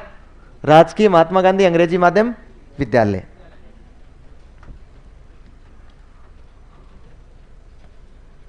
एक रिलीव का तरीका भी होता है ना, रिलीव। एक विभाग में आप काम कर रहे हो, काम करते करते दूसरे विभाग में नौकरी लगी है आपकी, तो वहां से आप परमिशन लेके आते हो ना रिलीव होके, तो फिर पैसा नहीं देना पड़ेगा। लेकिन सामान्यतः पुलिस विभाग जब तक आप लोग प्रोबेशन में होते हो ना वो रिलीव आपको करता नहीं है, एनओसी देता नहीं है वो, जब तक आप प्रोबेशन में होते हो उसके बाद देता है। ये अपने अपने विभाग की मनमानियां होती है, वो अपने हिसाब से करते हैं। राजकीय महात्मा गांधी अंग्रेजी माध्यम स्कूल कौन सी सरकार की है? राज्य सरकार की योजना, राज्य सरकार की योजना। स्थापना या प्रारंभ लिखो ना, सही रहे। प्रारंभ कब हुई? देखिए वो महात्मा गांधी की 150वीं जयंती थी। कब थी? महात्मा गांधी की 150वीं जयंती। महात्मा गांधी कब जन्मे थे? 2 अक्टूबर। आगे 1869। उसमें 150 जोड़ो, देखें हैं, उसमें 150 जोड़ना है। 2019, 2 अक्टूबर 2019 को महात्मा गांधी जी की 150वीं जयंती थी। इस अवसर पर शिक्षा मंत्री माननीय डोटासरा जी ने एक घोषणा की थी कि हम लोग सरकारी स्कूलों को इंग्लिश मीडियम में कर रहे हैं। ये 150वीं, ऐसे लिखूंगा, गांधी जी की 150वीं जयंती, गांधी जी की 150वीं जयंती।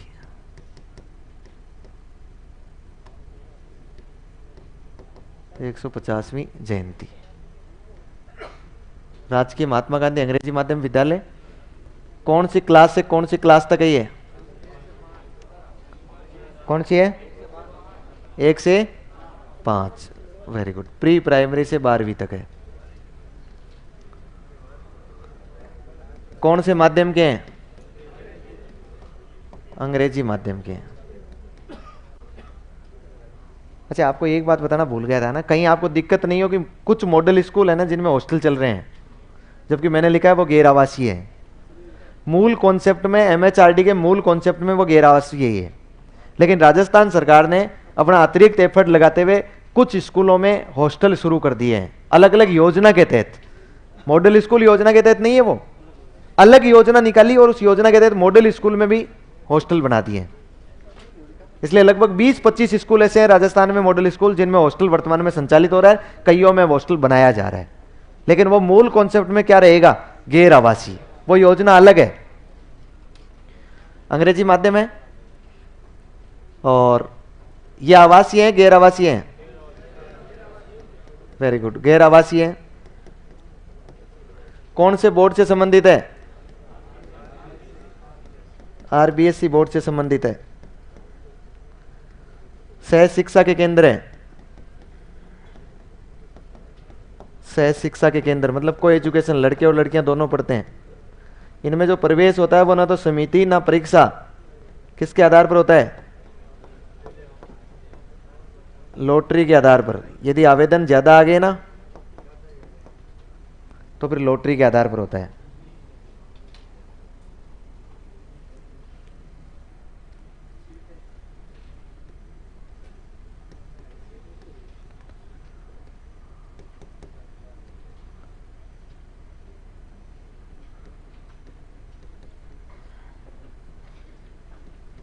एक से 5 में इसमें कितनी सीटें होती है, 30। 6 से 8 में 35। 9 से 12 में 60।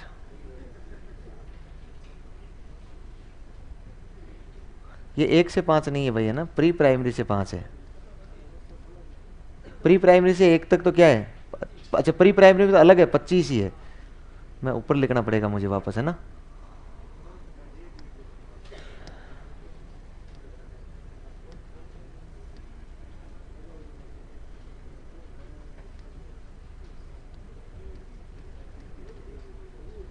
प्री प्राइमरी में कितने हैं, 25।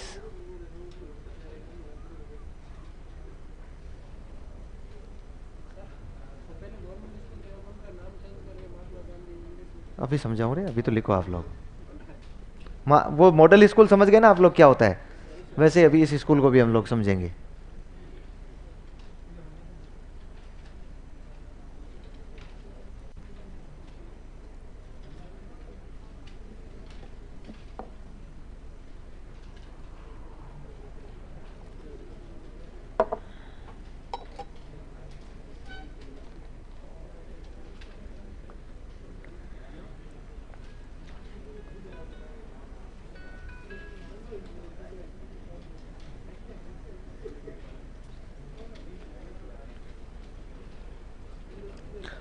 लिख लिया ना। अब सुनो थोड़ा सा ध्यान से, इस स्कूल का कॉन्सेप्ट आपको पिछले दिनों से समझ में तो आया नहीं, आप पढ़ तो जरूर रहे होंगे अखबार में। महात्मा गांधी, अच्छा किस किस के नजदीक महात्मा गांधी स्कूल है, सबके नजदीक है ना, क्योंकि समझिए आप एक बार देखो, जब 2019 में ये महात्मा गांधी जी की 150वीं जयंती थी, तब राज्य सरकार ने एक नई पहल की। ये राजस्थान सरकार की है, बाकी और किसी भी राज्य में अभी तक ऐसी पहल नहीं हुई है। राज्य सरकार ने एक नई पहल की और नई पहल करते हुए कहा कि सीटों से संबंधित प्रश्न पूछते हैं क्या, कौन सी सीटें, ये छात्र शिक्षक अनुपात है, ये क्या है, छात्र शिक्षक अनुपात, और सवाल पूछते हैं, इसीलिए मैंने लिखा है।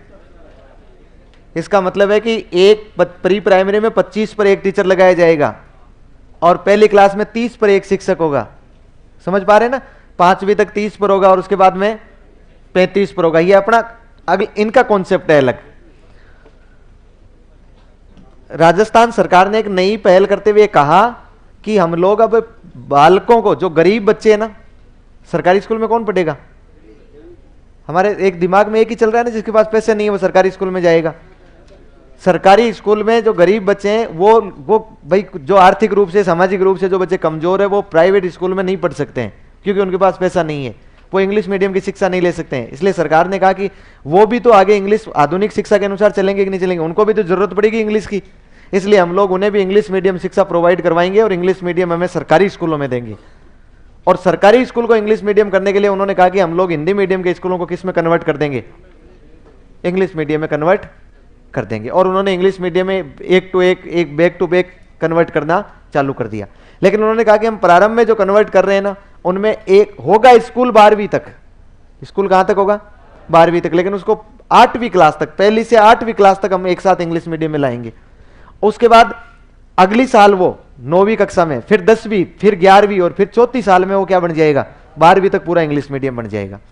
फिर जब सरकार ने ज्यादा स्थापित किया, सरकार के पास समय कम था, इतना इंफ्रास्ट्रक्चर नहीं लगाया जा सकता, इतने टीचर इतने जल्दी अरेंज नहीं हो सकते, इसलिए सरकार ने उनको पहली से 5वीं तक एक साथ चलाने का निर्णय लिया। और फिर कहा अगली साल 6वीं 7वीं 8वीं ऐसे करके वो क्या बन जाएगा? 12वीं तक। लेकिन मानना कहां तक जाएगा? 12वीं तक। जैसे ही इंग्लिश मीडियम का स्कूल स्थापित होगा, वो संचालित होगा इंग्लिश मीडियम में 1 से 5 तक, लेकिन उसमें प्रिंसिपल होगा। अब आप समझ पा रहे हैं ना कि प्रिंसिपल कहां तक होगा? 12वीं तक। उसमें पिछले साल में ही हमने जो आंगनबाड़ियां थी ना प्री प्राइमरी, वो इंग्लिश मीडियम से ही शुरू की है। बाकी सरकारी स्कूलों में तो हमने केवल समन्वित रूप से अभी कोशिश कर रहे हैं कि उनको समन्वित कर दें, हम एक साथ कर दें और आंगनबाड़ियां चलाएं, प्री प्राइमरी चलाएं। लेकिन इंग्लिश मीडियम ने सबसे पहले राजस्थान में इंग्लिश मीडियम स्कूलें जितनी भी है ना, उन सब में प्री प्राइमरी हमने बाल वाटिकाओं के नाम से पिछले साल ही चला दी। बाल वाटिका के नाम से पिछले साल हमने प्री प्राइमरी, तो ये प्री प्राइमरी से लेकर कहां तक है? 12वीं तक है। पूरा प्योर काम इंग्लिश मीडियम में होता है।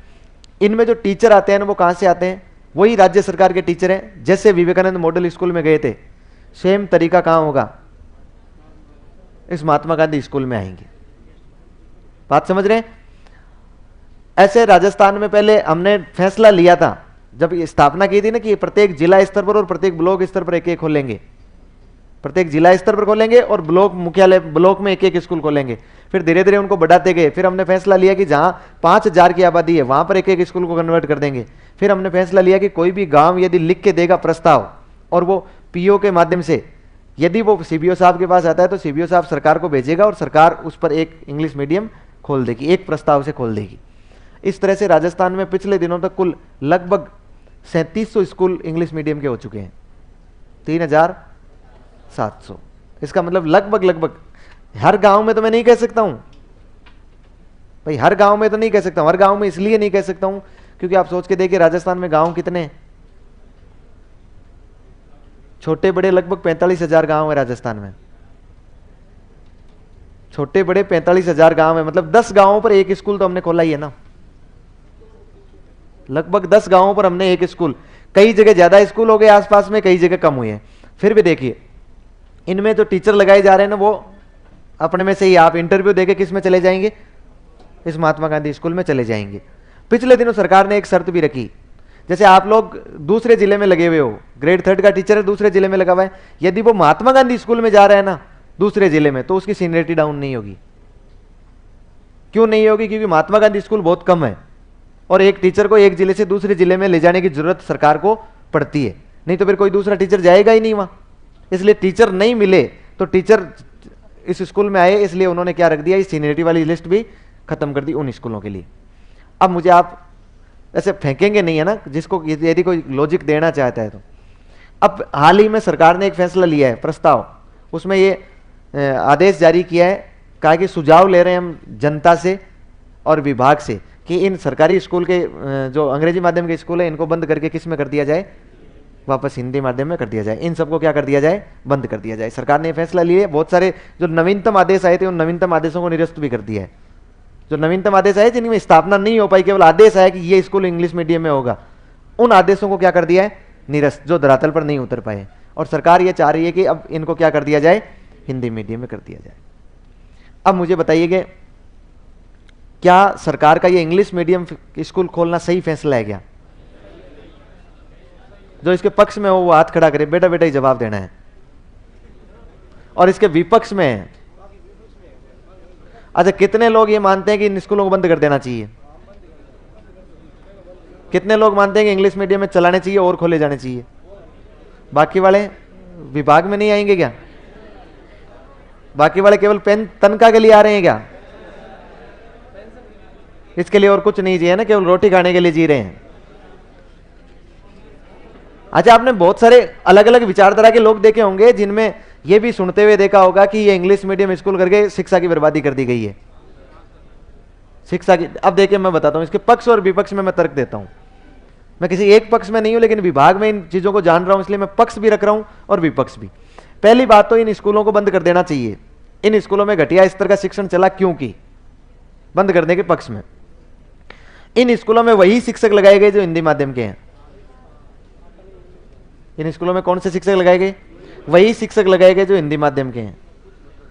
दूसरा, इन स्कूलों में वो शिक्षकों को एक प्रकार से ट्रांसफर का जरिया बना दिया गया। सीनियरिटी डाउन नहीं हुई, जयपुर का शिक्षक बाड़मेर लगा हुआ था, वहां से वो इस स्कूल में आ गया इंटरव्यू देके, अप्रोच से काम ज्यादा हुआ। ठीक है।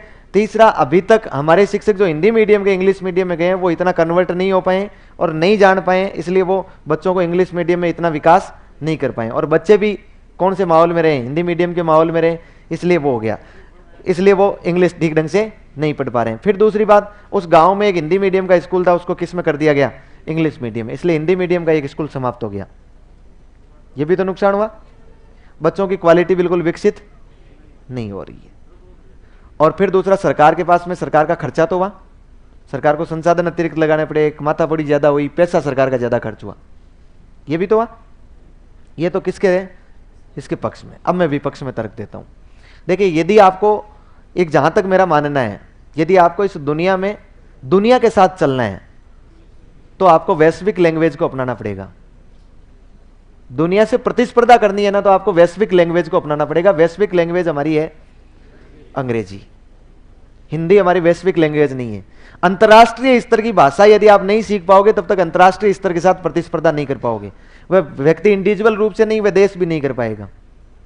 यदि आपको अंतर्राष्ट्रीय स्तर पर स्थापित करना है अपने आप को, तो आपको अंतर्राष्ट्रीय लैंग्वेज सीखनी पड़ेगी।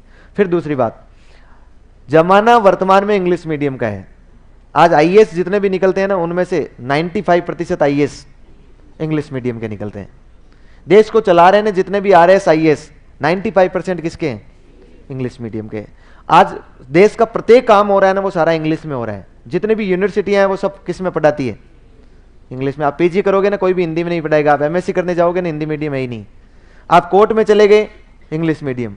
आप जहां कहीं भी गए ना, कौन सा मान्य होगा? English medium. इंग्लिश मीडियम की वैल्यू सर्वाधिक है, हिंदी मीडियम की वैल्यू नहीं है। फिर दूसरी बात, चलिए हम अपने को उससे कोई फर्क नहीं पड़ता है, लेकिन अपने को यदि उनके साथ रहना है तो अपने को इंग्लिश मीडियम पढ़ना पड़ेगा। अब आप कह सकते हैं प्राइवेट स्कूल में पढ़ ले, तो सभी बच्चों की ऐसी परिस्थितियां नहीं होती कि वो प्राइवेट स्कूल में इंग्लिश मीडियम पढ़ ले। कुछ बच्चों की ऐसी स्थिति होती है कि रोटी कपड़ा और मकान के लिए तरस रहे होते हैं, इसलिए वो 50,000 20,000 30,000 फीस महीने की साल की नहीं भर सकते हैं। सरकार, आखिरकार हम लोगों के लिए सरकार को प्रयास करना पड़ेगा, और सरकार की यह जिम्मेदारी है, क्योंकि हम सरकार के भरोसे हैं। सरकार हमारे टैक्स का यूज कर रही है, इसलिए सरकार हमारी विकास के लिए, हमारे कल्याण के लिए काम करे, और वो काम करके हमें उन गरीब बच्चों को भी, उन सामाजिक और आर्थिक रूप से पिछड़े बच्चों को भी ये मौका दे कि वो भी किस में पढ़े? इंग्लिश मीडियम में पढ़े। इंग्लिश मीडियम में पढ़े तो सरकार, जो कमी रही वो कमी ये रही कि उन्होंने मास्टर ये लगा दिए। लेकिन आप निश्चित तौर से मानिए, यदि दुनिया में आपको कोई भी परिवर्तन लाना है तो एक दिन उसकी शुरुआत करनी पड़ेगी, और परिवर्तन कभी भी अचानक नहीं आता है। एक दिन आपको शुरुआत करोगे तो परिवर्तन में 5 7 10 वर्ष का समय आपको लगेगा। इंग्लिश मीडियम स्कूल में वही टीचर इंटरव्यू देके जा रहा है जिसको इंग्लिश में इंटरेस्ट होता है, जिसको रुचि होती है। मुझे पता है कि मुझे इंग्लिश मीडियम में जाके इंग्लिश पढ़ानी है, मैं क्यों इंटरव्यू दूंगा? जबरदस्ती सरकार भेज नहीं रही है, आवेदन ले रही है। यदि मेरा इंग्लिश में इंटरेस्ट है तो निश्चित सी बात है, मैं 1 साल 2 साल 3 साल 5 साल माथापड़ी करूंगा तो एक न एक दिन मैं अपने आप को किस में स्थापित कर लूंगा? English medium. क्योंकि इंग्लिश मीडियम कोई माँ के पेट से थोड़ी सीखी जाती है, पढ़ाने वाले माँ के पेट से थोड़ी सीख के आए, उन्होंने भी तो शुरुआत ही की है ना। यदि मैं कोशिश करूंगा तो 2 4 5 साल में मैं परिवर्तन ले आऊंगा। और फिर दूसरी बात, सरकार अब जो उन स्कूलों में भर्ती करें वो इंग्लिश मीडियम की करें। जैसे पिछले दिनों आपको बताओ तो 10,000 20,000 की भर्ती की थी सरकार ने, वो एक संविदा पर थी, लेकिन फिर भी उसमें किसको लगाया गया? जो केवल इंग्लिश मीडियम का था। सरकार एक साथ नहीं लगा सकती, लेकिन धीरे धीरे उसमें सुधार करके, और धीरे धीरे उसमें सारे टीचर कौन से हो सकते हैं? इंग्लिश मीडियम के हो सकते हैं। फिर सरकार ने कहा कि हमारा एक लॉजिक ये भी रहा, तर्क ये भी रहा सरकार के सामने कि हमारा हिंदी मीडियम का स्कूल खत्म हो रहा है, तो सरकार ने ये भी लॉजिक दे दिया कि अब इंग्लिश मीडियम यदि नया वो खोल लें जो पिछले दिनों बंद करके मर्ज करके और स्कूल बंद पड़ा था गांव में, उस स्कूल को मर्ज कन्वर्ट नहीं करेंगे जो हिंदी मीडियम में था। मुझे बताओ, एक गांव में यदि एक हिंदी मीडियम का स्कूल चल रहा है और एक जो बंद पड़ी स्कूल है उसमें आपको इंग्लिश मीडियम का 12वीं तक का स्कूल मिल रहा है, इससे बड़ा गांव के लिए कौन सा सौभाग्य हो सकता है यदि अलग खोले। सरकार ने यह भी कहा कि यदि जिस गांव में स्कूल मर्ज नहीं है और वहां पर हिंदी मीडियम की ज्यादा मांग है, यदि आप संतुष्ट नहीं है तो उसी एक स्कूल में 2 पारी में स्कूल चल जाएगा। हम लोग ये प्लान बना रहे हैं कि एक पारी में हम लोग इंग्लिश मीडियम चलाएंगे तो एक पारी में क्या चला लेंगे, हिंदी मीडियम स्कूल चला लेंगे। बात समझ में आ रही है कि नहीं आ रही है? मतलब कुल मिला के हम एक न एक दिन जब भी, अच्छा आना पड़ेगा आपको, आज यदि आप इंग्लिश मीडियम के स्कूल वापस बंद करते हैं तो आपको 10 साल बाद महसूस होगा कि हमें इंग्लिश मीडियम में तो आना पड़ेगा, तब सरकार शुरुआत करेगी तो भी यही हालात होगी। ऐसा कभी भी नहीं हो सकता है कि सरकार पहले 5 लाख टीचर इंग्लिश मीडियम के तैयार करके उनको अपने अपने कमरों में बिठा दे घरों में और फिर एक साथ कहे कि अब जाओ तुम और जाके पढ़ाने लग जाओ। ऐसा कभी भी नहीं होगा। और पूर्णतः अंग्रेजी मीडियम आप भले कितना ही टीचर को ले आए, कैसे ही टीचर को ले आइए, जब तक एक बालक पूर्णतः अंग्रेजी मीडियम में नहीं हो सकता जब तक कि उसको सपने अंग्रेजी में नहीं आए। समझ पा रहे हैं ना? सपने अंग्रेजी में कब आएंगे? जब वो माहौल में रहेगा, जब वो उस माहौल में, अपने यहां पर आप उसके लिए कितना ही अच्छा टीचर ले आए, अपने माहौल यदि अंग्रेजी का नहीं है तो हम पूर्णतः अंग्रेजी मीडियम में कन्वर्ट नहीं हो सकते। यदि हम इंग्लैंड में रहें और वहां पर अंग्रेजी बोले या केरला में रहें तो हम लोग क्या बोलेंगे, पूर्णतः अंग्रेजी मीडियम में रहेंगे। इसलिए पक्ष और विपक्ष दोनों है कि इससे नुकसान भी है तो इससे क्या है, फायदे भी है। अब सरकार की आगे मर्जी है। और देखिए, इसको बंद करने के लिए जो चालू हो चुकी है ना, उनको बंद करने के लिए सरकार के पास अब इतने अधिकार नहीं है। सरकार ने कहा है कि वो प्रस्ताव से ही जैसे चालू हुई थी ना वैसे ही बंद होगी। एक भी गांव का कोई एक आध पागल हो तो मुझे पता नहीं, गांव वाला एक भी ये लिख के नहीं देगा कि अब हमारे इस इंग्लिश मीडियम स्कूल को बंद कर दीजिए आप। गांव वाला कौन लिख के देगा? भाई आप सरकार से प्रेरित मत होइए, पार्टी से प्रेरित मत होइए, बीजेपी से या कांग्रेस से प्रेरित मत होइए। यदि आपको कहे कि आपके गांव में सरकारी इंग्लिश मीडियम का स्कूल चल रहा है तो आप ये कहोगे कि उसको बंद कर दिया जाए। और यदि बंद कर दिया जाए, उसके पास संसाधन है ना भाई, उसके पास साधन है, आपके पास तर्क भी तो है ना। हिंदी मीडियम बंद हो गया तो हिंदी मीडियम सरकार को कहो कि इसमें हिंदी मीडियम भी चलाएं और इंग्लिश मीडियम भी चलाएं। फिर आप ये कह रहे हो कि उसमें टीचर नहीं है तो टीचर लगाओ। सरकार का क्या काम है? संसाधन दो, वैकेंसी निकालो सरकार, और इंग्लिश मीडियम बढ़ाओ और इंग्लिश मीडियम में लगाओ आप। लेकिन चलना एक न एक दिन अपने को कहां पड़ेगा, इंग्लिश। आप देख लीजिए प्राइवेट स्कूल का इतना क्रेज किस लिए हुआ है इस इंग्लिश मीडियम के लिए। आज एक कोई भी रिक्शा चलाने वाले का बच्चा है ना, वो भी ये सोचेगा कि यार मैं बच्चे को कहां पढ़ाऊं, इंग्लिश मीडियम में पढ़ाऊं। इसलिए सरकारी स्कूलों का थोड़ा सा ये भी मामला कम हो गया है। इस वजह से भी सरकारी स्कूलों में नामांकन नहीं आ रहे हैं कि इंग्लिश मीडियम सरकारी स्कूलों के पास है नहीं। और जो सरकारी स्कूल चले ना प्रारंभ के इंग्लिश मीडियम, मैं आपकी जानकारी के लिए बता दूं, देखो जो लास्ट में क्रेडिट लेने के लिए एक साथ खोले गए ना वो अलग बात है, उनमें व्यवस्था ही नहीं हो पाई। लेकिन जो प्रारंभ के स्कूल चले ना 2020 के 2021 के, उन स्कूलों में एडमिशन लॉटरी से होता है। उन स्कूलों में एडमिशन कैसे होता है? लॉटरी द्वारा। जितनी सीटें हैं ना उनसे 5 गुने आवेदन आते हैं वहां इंग्लिश मीडियम में। इसका मतलब लोगों का क्रेज तो है, लोगों के लिए बंद करने वाली बात तो नहीं है। लेकिन अब आप चाहो कि आज ही स्कूल खोला है और उसमें आज ही सारे के सारे संसाधन आ जाए तो ये चीजें थोड़ी सी संभव नहीं है। इन्हें भी सेंटर ऑफ एक्सीलेंस के रूप में स्थापित किया गया है। इनमें भी कोई भी पद खाली नहीं होता है। चाहे हिंदी मीडियम के स्कूल में पोस्ट खाली रह जाए लेकिन इनमें कोई पोस्ट खाली नहीं रहती है इंग्लिश मीडियम वालों में। अब आप समझ गए नहीं, केंद्र सरकार का कोई प्रावधान नहीं है, किसका है? राज्य सरकार। जब समय जब मर्जी होगी ना उसकी तब उसको बदलेगी हो। अभी तक जो इसमें स्थापित कर रखी है ना व्यवस्था, यही स्थापित कर रखी है। आगे बढ़ो। कौन सी योजना हो गई क्या? बीएसएफ से पहले 2-4 वो योजनाएं देख लेना अपने खाने पीने वाली। ये स्कूल है, मैंने आपको बता दिया ना, इसी प्रकार का कॉन्सेप्ट है स्कूलों का। अगली योजना लिखो, mid day meal, MDM. Mid day meal मतलब एमडीएम।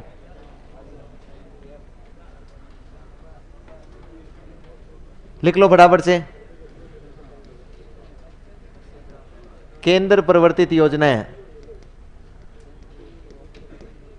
केंद्र प्रवर्तित योजनाएं प्रारंभ कब हुई? वेरी गुड, 15 अगस्त 1995।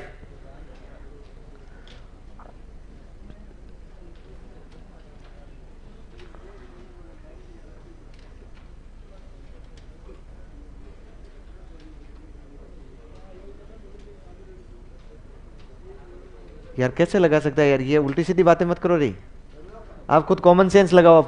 अब मैंने इतना समझा दिया, अब आपको एक परफेक्ट नागरिक बनना चाहिए शिक्षा विभाग के मामले में।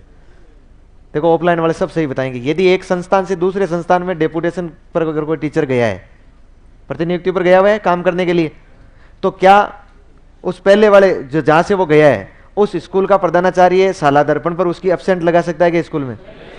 कैसे लगाएगा? वो उसके पास है ही नहीं, उसके पास पावर ही नहीं है ना। पावर किसके पास होंगे? अगले के पास। वहां से वो लिखवा के लाएगा फिर आते वक्त कि मैं इतने दिन से लेकर इतने दिन तक, इतने दिन मैंने यहां पर कार्य किया, फिर वो उसके आधार पर उसमें प्रेजेंट करेगा। हाँ, इतना भोला नहीं होना चाहिए। केंद्र प्रवर्तित योजना प्रारंभ कब हो गया?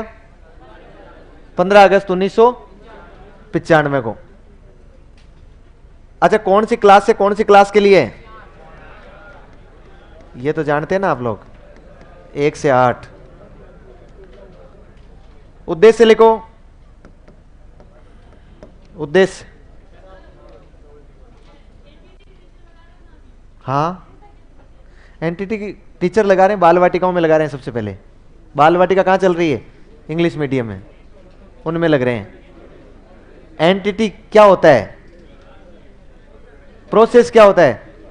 एनटीटी जिस प्रकार से आप डीएलएड करते हो ना, वैसे इस प्रकार से एक कोर्स होता है एनटीटी, एक ब्रिज कोर्स होता है। सुनिए मेरी बात, छोटे बच्चों के लिए, प्री प्राइमरी वाले बच्चों के लिए एनटीटी करवाने के लिए राजस्थान में कोई भी संस्थान नहीं है। मतलब राजस्थान में कोई भी कॉलेज या संस्थान नहीं है जो एनसीटी से अप्रूव्ड है। राजस्थान के अलावा अन्य राज्यों में है। हाँ, अब मैं बता रहा हूं ना, एनसीटी से अप्रूव्ड कोई भी संस्थान नहीं है अलग से। इसलिए जो संस्थान एनसीटी ने डाइट वगैरह अप्रूव्ड कर रखे हैं, उनमें जो डीएलएड किए हुए हैं या नहीं है, उनको एनटीटी का एक ब्रिज कोर्स दे रहे हैं। क्योंकि अब हमें किस पर चलना है? ईसीसी पर चलना है। मैं आगे नई शिक्षा नीति में बहुत चर्चा करूंगा इस पर, है ना। जब ईसीसी पढ़ाऊंगा ना आपको, early childhood care and education, उसमें आपके लिए विस्तृत चर्चा करूंगा इस पर कि एनटीटी की अभी प्रक्रिया भी चल रही है ना। पुरानी एक भर्ती हुई है, उसके रिजल्ट आ रहे हैं वापस, बोर्ड कर रहा है ना, बोर्ड वापस रिजल्ट निकाल रहा है। पहले एनटीटी वाले शिक्षकों को 2 जगह लगाया जाता था। एक तो वो आंगनबाड़ी में पढ़ाते थे आधे दिन, और आधे दिन जाते थे नजदीकी प्राइमरी स्कूल में। अब उनको आंगनबाड़ी में नहीं जाना है, क्योंकि आंगनबाड़ी कहां आ गई है? स्कूल में आ गई है। और इन पर सर्वाधिक बल दिया जा रहा है ना। मैं बताऊंगा, इनके बारे में चर्चा करेंगे हम। क्या पेपर तो होता ही है यार। एनटीटी में प्रवेश लेने के लिए देखो, प्रवेश की प्रक्रिया क्या रही होगी? मेरे ख्याल से अभी तक तो राजस्थान में तो कोई संस्थान है नहीं अभी। छोरा सुन ले रे यार, रुको रे। अब यार यूट्यूब पर डाल के देख लो ना यार, टाइम मिले ना थोड़ा सा, उस पे ऐसे बोल के देखोगे एनटीटी में प्रवेश की क्या प्रक्रिया रहती है, फिर उसमें एक पूरा लंबा चौड़ा वीडियो मिल जाएगा आपको। मैं इसकी उपयोगिता बता दूंगा आपको। क्या उद्देश्य में लिखो नंबर 1, है ना। कुछ चीजें अपने आप ही थोड़ी बहुत किया करो आप लोग। बैठे बैठे रील देखते हो ना, उस टाइम ऐसी चीजों को देखा करो। नंबर 1 लिखो, पोषण स्तर में वृद्धि करना। पोषण स्तर में वृद्धि करना। यह पोषण स्तर किसका? शिक्षकों का नहीं। हाँ, पोषण स्तर में वृद्धि करना। लिखो, आगे लिखो। दूसरा उद्देश्य लिखो, लिखो नामांकन एवं ठहराव में वृद्धि करना। नामांकन एवं ठहराव में वृद्धि करना।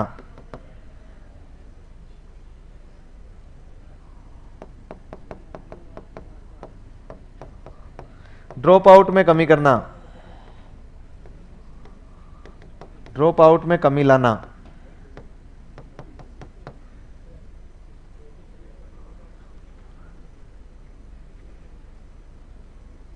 ड्रॉप आउट में कमी लाना। क्या? हाँ, चल योजनाएं जो चल रही है वो मैं बता दूंगा। इसकी नोडल एजेंसी राजस्थान में किसको बनाया गया है ये। अच्छा, सामाजिक भेदभाव को कम करना एक उद्देश्य ये भी तो है ना। जब सब बच्चे एक साथ बैठ के खाना खाएंगे तो सामाजिक भेदभाव कम होगा कि नहीं होगा? देखो, इसका उद्देश्य, मिड डे मील का उद्देश्य केवल ये नहीं कि पोषण स्तर में वृद्धि कर दें, समझ पा रहे हैं ना। इसका उद्देश्य यह भी है कि नामांकन में वृद्धि हो, ठहराव में वृद्धि हो, ड्रॉप आउट में कमी हो और सामाजिक भेदभाव कम हो। इतने सारे उद्देश्यों को लेकर हमने क्या चलाया? एमडीएम। कब चलाया? 15 अगस्त 1995 के लिए चलाया गया। अच्छा, ये योजना पहले चलाई गई थी क्लास 1 से 5 के लिए, 1 से 5 के लिए। पहले इसमें दिया जाता था सूखा अनाज, याद है ना आपको। और सूखा अनाज के बाद में फिर इसमें पक्का कर दिया जाने लगा, फिर इसमें हाँ गुगरी, फिर इसके बाद में मेन्यू आधारित भोजन आ गया। फिर इसमें आपको बताओ तो 2000 लगभग 7-8 के आसपास में इसको कक्षा 6 से 8 के लिए भी बढ़ा दिया गया था। अच्छा, आप में से किस किस ने मिड डे मील का लुत्फ उठाया है?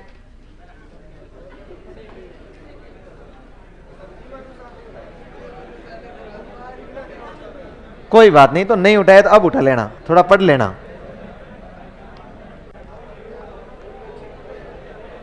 अच्छा लिखो।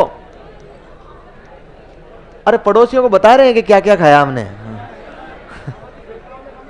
अब लिखो मेन्यू। हाँ, मिड डे मील में मेन्यू लिखो।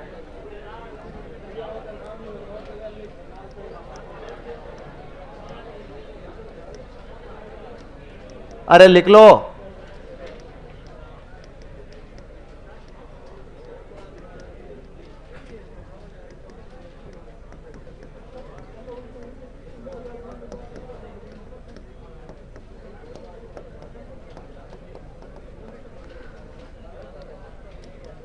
बताओ देखें। सोमवार को रोटी और दाल, रोटी और सब्जी। बुधवार को रोटी और सब्जी। शनिवार को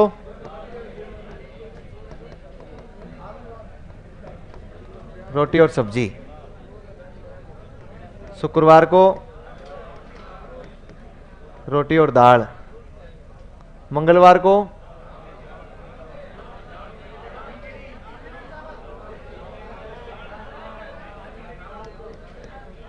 रोटी नहीं, यहां पर क्या होगा? हाँ, अरे लिख रहा हूं मैं।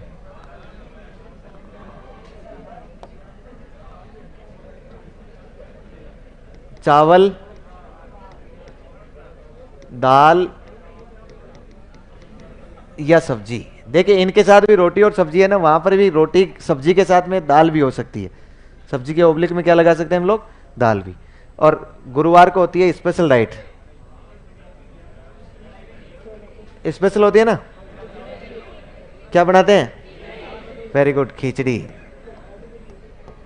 और खिचड़ी के साथ में होती है दाल, सब्जी, चावल, रोटी आदि अलग हो जाते हैं ना।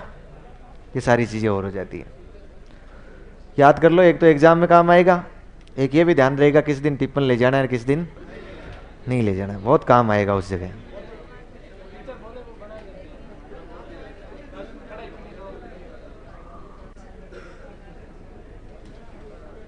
हो गया?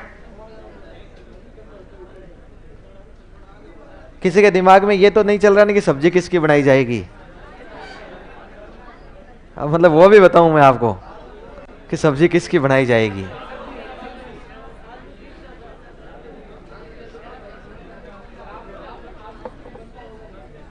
आलू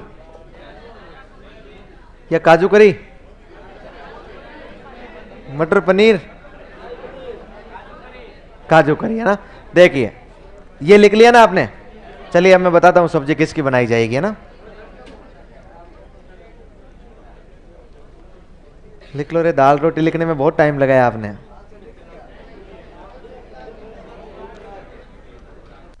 लिखो, एक तरफ मैं लिखूंगा कक्षा,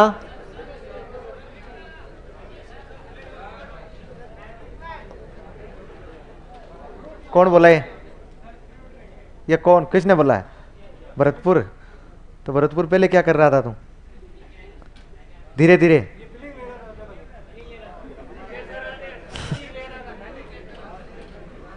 लिख लिख, जल्दी लिख।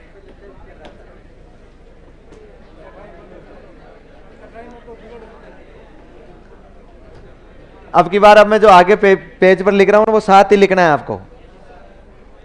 हो गया? कक्षा और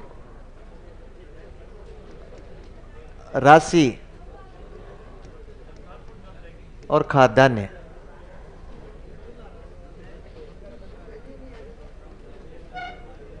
खाद्यान्न यदि 1 से 5 का कोई भी बालक है, क्लास 1 से 5 का कोई भी बालक है, प्रति बालक प्रति उपस्थिति प्रति दिवस 5.45 रुपये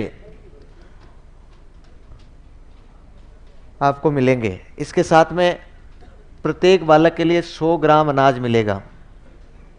ये खाद्यान्न का मतलब अनाज, अनाज मतलब या तो चावल या गेहूं, चावल या गेहूं। और 6 से 8 का कोई बालक है तो प्रति बालक के लिए प्रति उपस्थिति आपको 8.17, क्या हुआ? हाँ, 1 अक्टूबर से। पहले ये था 4.17 और ये था शायद 7 पॉइंट कुछ था ना, अब इसको बढ़ा दिया है। और ये कितने ग्राम हो गया? 150 ग्राम।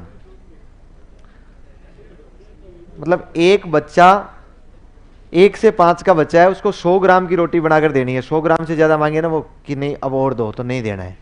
सरकार कितने ग्राम देती है उसके लिए? अब आपकी जानकारी के लिए बता दूं, एक लेवल 1 का कोई भी शिक्षक होगा ना, उसको एमडीएम का प्रभारी बनाया जाता है कि तू जोड़ बाकी गुणा भाग करते रहना। वो प्रभारी होता है, वो इंचार्ज होता है, उसको जितने पैसे आते हैं ना उसको दिए जाते हैं। पैसे कैसे? आपकी उपस्थिति जो होती है ना क्लास 1 से 8 तक, उस उपस्थिति के आधार पर बच्चा आज यदि एब्सेंट है ना तो उसका खाना नहीं बनेगा। रजिस्टर में और शाला दर्पण पर जो उपस्थिति होगी ना उसकी, उतने बालक है। जैसे मान लीजिए आपके पास 100 बालक नामांकित है, उनमें से 80 बालक आए हैं और उनमें से 40 बालक 1 से 5 तक हैं, तो प्रत्येक बालक का आपको एक दिन का 5.45 के हिसाब से तो रुपए मिल जाएंगे, लगभग 5.5 रुपए एक बालक के। और 100 ग्राम अनाज जितना है ना उतना आपने छांट कर उसको बनाकर, जितना आप कैलकुलेटर करते हो ना उतना बिल बनाकर आपको दे देना, उतना बिल आपके पास में आ जाएगा। बढ़ा सकते हैं, कोई भी बन सकता है, कोई भी इंचार्ज ले सकता है, वो डिपेंड करता है एचएम पर, प्रधानाचार्य पर। इसलिए प्रधानाचार्य ये सोचता है कि भाई ये थोड़ा सा नहीं, केवल नया ही नहीं है, ये थोड़ा सा ये ऐसा माना जाता है कि ये जो जोड़ बाकी गुणा भाग वाला है ना, ये सब्जी लाने वाला, ये काम है ना, ये थोड़ा सा निम्न स्तर का काम है, इसलिए निम्न स्तर का शिक्षक है, इसलिए इसको दे दो।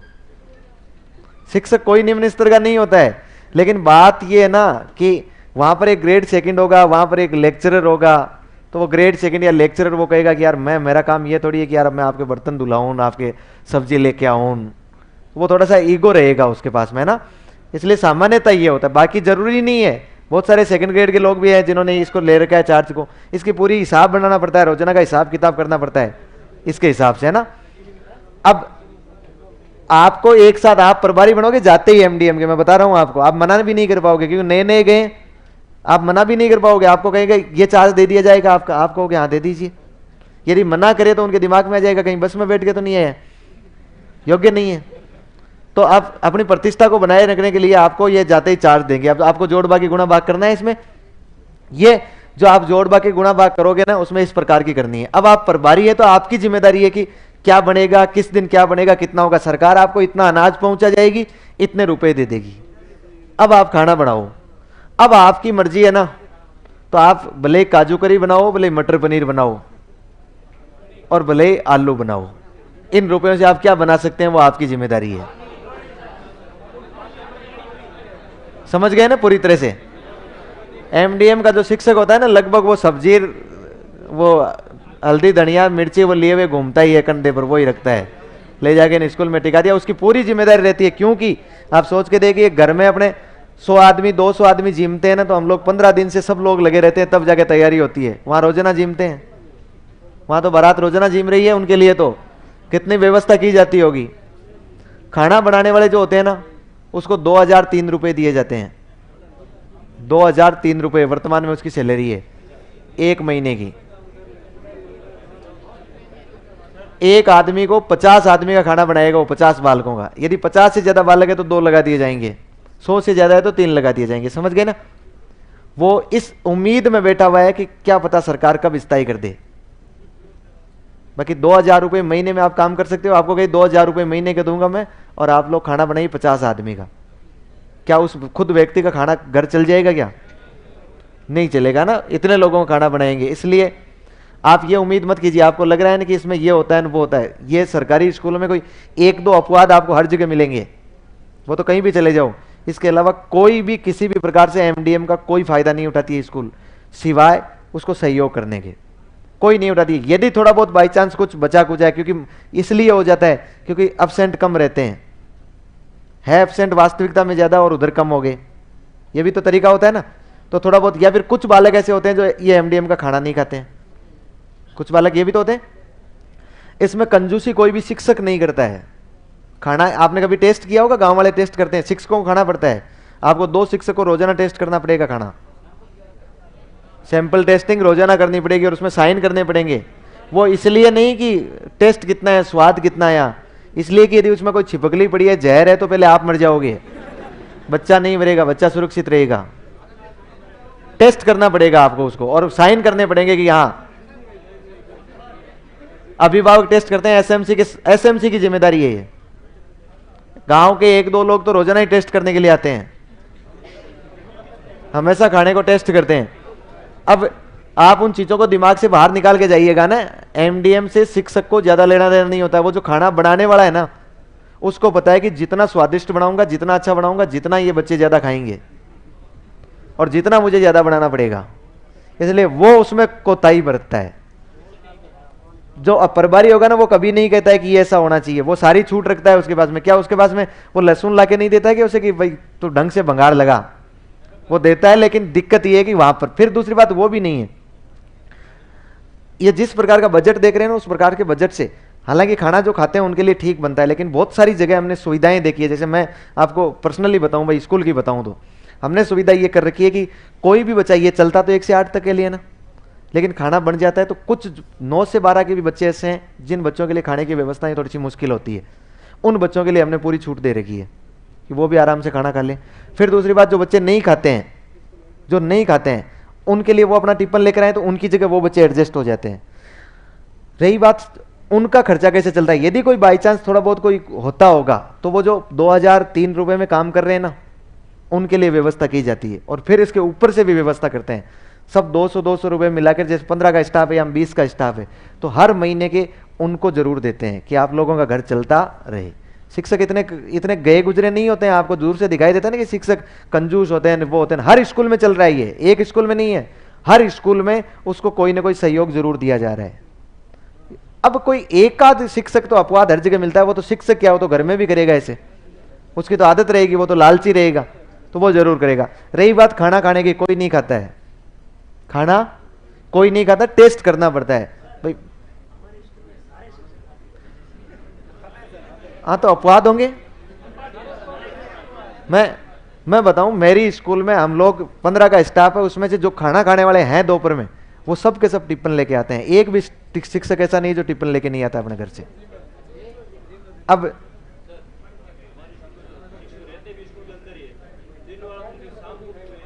और फिर बच जाता है ना। अब इसमें एमडीएम में होता है कि महीने में आपको, सप्ताह में आपको 1 दिन फल वितरित करना होता है। फल वितरित करना होता है। जहां तक मैं हमारी सिचुएशंस बताऊं, हमारी सिचुएशंस ये है कि फल वितरित कई बार सप्ताह में 2 बार कर देते हैं, और फलों की क्वालिटी भी कई बार बढ़ा देते हैं। जैसे बच्चों को सेव भी बांट दी जाती है, बच्चों को अनार भी दे दिए जाते हैं। और हर 5 दिन में, 7 दिन में, 10 दिन में हमने बच्चों को एक बार स्पेशल डाइट भी दे दी जाती है। यदि पैसे होते हैं उनके ही तो उन्हीं के लिए काम में ले लिए जाते हैं। उनके लिए खीर जलेबी की व्यवस्था कर दी जाती है, उनके लिए दाल बाटी चूरमे की व्यवस्था कर दी जाती है, वो उन्हीं पर वैर खर्च कर दिए जाते हैं। तो ऐसा सब जगह नहीं चलता है, कोई एक आध जगह, कोई एक आध जगह सब के सब एक जैसे है ना, वो आर्य हमारा सपन पाठ, वो सब एक जैसे मिलते हैं तो अलग होते हैं ना। ये लिख लिया ना आपने? क्या एमडीएम कार्य दिवस में, जो कार्य दिवस नहीं होगा ना उसमें नहीं होता है एमडीएम। पिछली बार चलाया था सरकार ने, हाँ सरकार ने छुट्टियों में कहा था कि एमडीएम लेने के लिए आ सकते हैं बच्चे, एमडीएम के लिए आ सकते हैं। सरकार, वो सरकार पर डिपेंड करता है, अभी तक नहीं है। चले अगला लिखो, इसमें एक लाइन लिखो नीचे। इसके तहत सप्ताह में एक बार फल भी वितरित किए जाते हैं।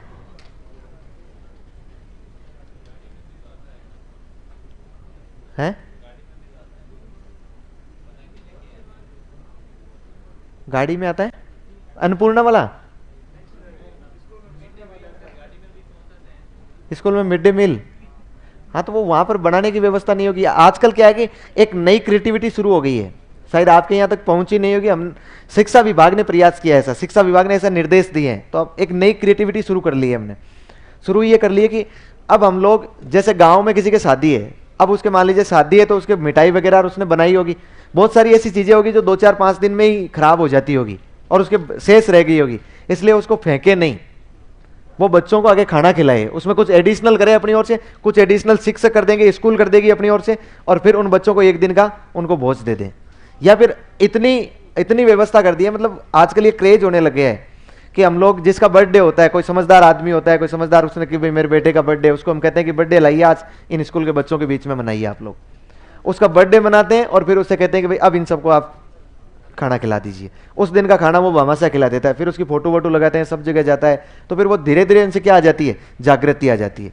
तो ऐसे बहुत सारे लोग आने लग गए, महीने में 2-3-4 डाइट तो ऐसी आ जाती है गांव की तरफ से, जो गांव वाले एक स्पेशल डाइट देकर चले जाते हैं। उस दिन का एमडीएम का पैसा नहीं आता है, उस दिन भामाशाह की ओर से लिख देते हैं, उस दिन का खर्चा नहीं लिया जाता है। तो धीरे धीरे इसमें सुधार हो रहा है। वो गाड़ी वाली व्यवस्था, जहां बढ़ने की व्यवस्था नहीं है वहां से गाड़ी वाले बनाकर व्यवस्था कर लेते हैं, वो उन्होंने ही कर रखी है व्यवस्था। अरे तो मैं कह रहा हूं जहां कम बच्चे हैं, जहां बनाने की व्यवस्था नहीं है, वहां दूसरी स्कूल में बन के आ जाता है, या दूसरी जगह बना के आ जाते हैं, या टेंडर ले लेते हैं 5 स्कूल का एक मिलके, वहां तक वो पहुंचा देते हैं। वो उनका कोऑर्डिनेशन है, आपस का समन्वय है।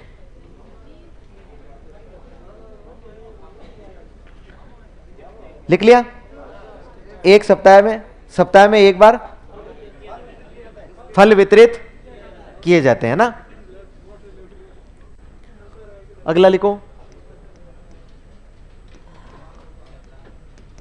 मुख्यमंत्री बाल गोपाल योजना कब चली है ये योजना? वेरी गुड, 29 नवंबर 2022 को। कौन सी सरकार की है?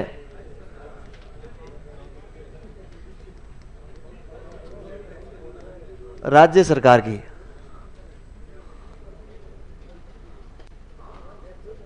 राज्य सरकार की है ना, राज्य सरकार की योजना। कौन सी क्लास से कौन सी क्लास तक के लिए है? 1 से लेकर 8। उद्देश्य क्या है?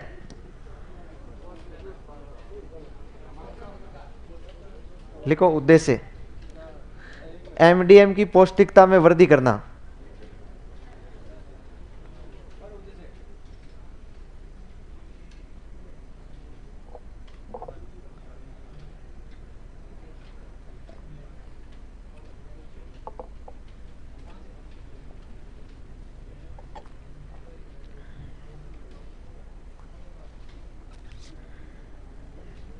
एमडीएम की पौष्टिकता में वृद्धि करना है।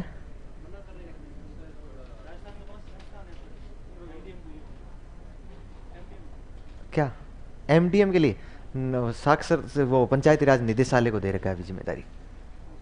एमडीएम के लिए जिम्मेदारी दे रखी है पंचायती राज निदेशालय। जयपुर में स्थित है। जैसे बीकानेर में है ना प्रारंभिक शिक्षा और माध्यमिक शिक्षा निदेशालय, वैसे पंचायती राज निदेशालय जयपुर में है, उसको जिम्मेदारी दे रखी है एमडीएम की।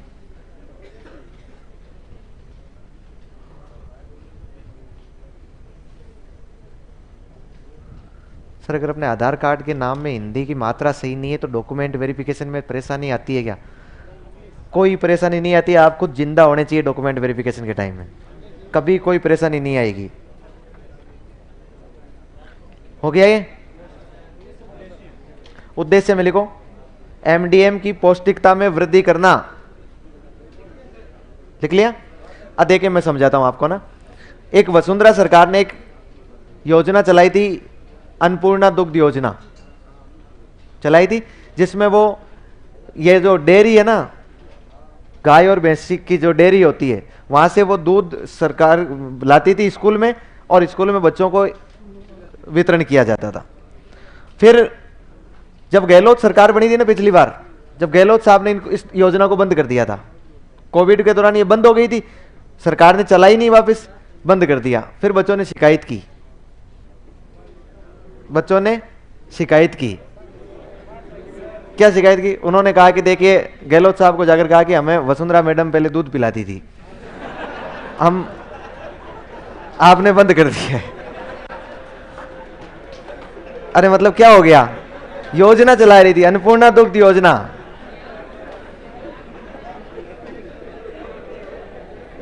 हाँ हंस लो, पूरा हो जाए तो मुझे बता देना। अरे इसमें क्या गलत है? वसुंधरा सरकार ने योजना चलाई है दूध पिलाने की।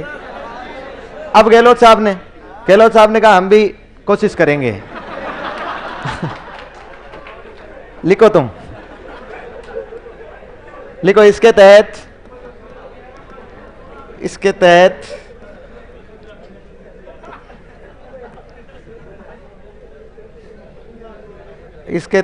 सप्ताह के 6 दिन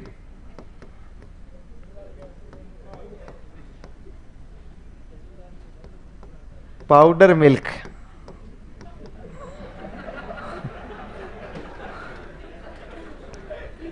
अब क्या करें बताओ? इसलिए तो बच्चे पी नहीं रहे हैं दूध को, ये पाउडर मिल्क है। पाउडर मिल्क के लिए जिम्मेदारी दी गई आरसीडीएफ को, राजस्थान कोऑपरेटिव डेयरी लिमिटेड है ना, आरसीडीएफ फेडरेशन जो है उसको दी गई है। इसके तहत सप्ताह के 6 दिन पाउडर मिल्क से निर्मित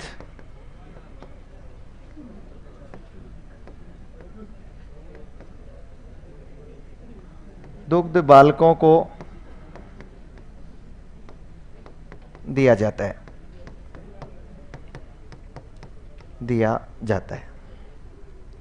पहले जब इसको शुरू किया था तो 2 दिन थे, शुरू किया था तब 2 दिन थे, फिर इसमें आदेश आ गया और अब इसको 6 दिन तक कर दिया है। पिछले दिनों राज्य सरकार जब जा रही थी ना, जब उसको पता लग गया था कि हम जा रहे हैं, उस समय एक आदेश ये भी निकाला था कि अगले सेशन से, ये सेशन शुरू होगा ना तब ऐसा पता लगेगा। इसका एक आदेश आया हुआ है इसमें कि अब हम लोग गाय और भैंस के दूध की कोई डेयरी से व्यवस्था करेंगे, क्योंकि बच्चे इस दूध को पीने में थोड़ी सी आनाकानी कर रहे हैं। घोल दिया जाता है, ये दूध बना दिया जाता है, लेकिन फिर बच्चे, आधे से कम बच्चे ऐसे हैं जो बच्चे इसको पी रहे होंगे और बाकी नहीं पीते। तो इसके तहत सप्ताह के 6 दिन तक निर्मित दूध बालकों को दिया जाता है। कैसे? देखिए मैं बता देता हूं, ये भी आपकी जिम्मेदारी होगी वहां जाके। एक तो कक्षा और पाउडर और चीनी और घुले हुए दुग्ध की मात्रा,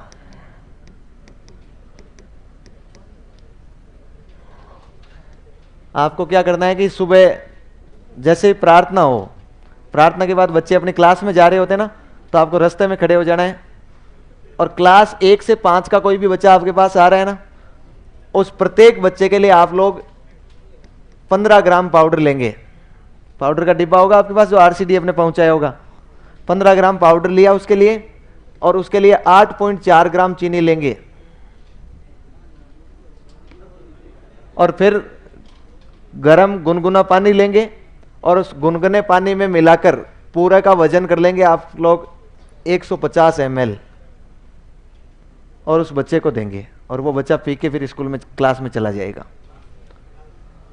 यदि बच्चा 6 से 8 का आ रहा है तो 20 ग्राम पाउडर, 10.2 ग्राम चीनी और 200 ml, मतलब 1 से 5 के लिए छोटा गिलास और 6 से 8 के लिए बड़ा गिलास।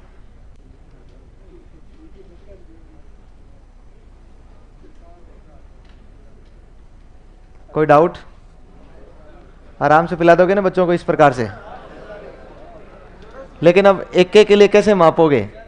इसलिए जितने बच्चे आए हुए ना उतना एक साथ ही बना लिया जाता है, एक साथ बना के और फिर बच्चों को पिलाया जाता है। तो बच्चे जो बच्चे जिन बच्चों को टेस्ट नहीं आता होगा वो बच्चे तो अपने आराम से क्लास में बैठे होते हैं और बाकी वाले बच्चे 11 बजे तक घूम घूम के, थोड़ी देर हुई गए और 1 गिलास दूध पी के आ गए, फिर थोड़ी देर हुई फिर 1 गिलास और दूध पी के आ गए, ऐसे 4-4 5-5 गिलास आराम से मजे से पीते हैं। इसमें इसका स्टॉक भी नहीं रखा जा सकता स्कूल में।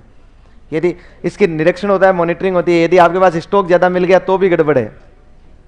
कई बार ये सोचते हैं कि गांव में किसी को दे दें, कोई गरीब है तो क्या करेंगे, तो यदि दे दिया तो भी गड़बड़, क्योंकि वो जो पॉलीथीन आती है ना उस पर वो मुख्यमंत्री की फोटो वोटो छपी हुई होती है उस पॉलीथीन की, तो वो फिर गांव में फेंक देते हैं, पॉलीथीन भटकती रहती है, फिर अधिकारी कहता है ये पॉलीथीन यहाँ कैसे पहुंची, वापस जमा करवानी होती है वो,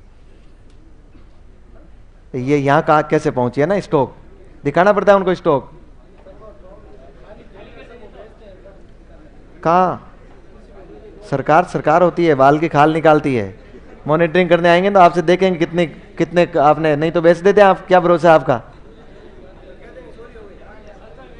चोरी होगी तो मुकदमा दर्ज क्यों नहीं करवाया आपने? मुकदमा दर्ज करवाओ जाके। देखो सरकारी काम ऐसे ही होते हैं। ये लिख लिया ना आपने? अगली योजना लिखो।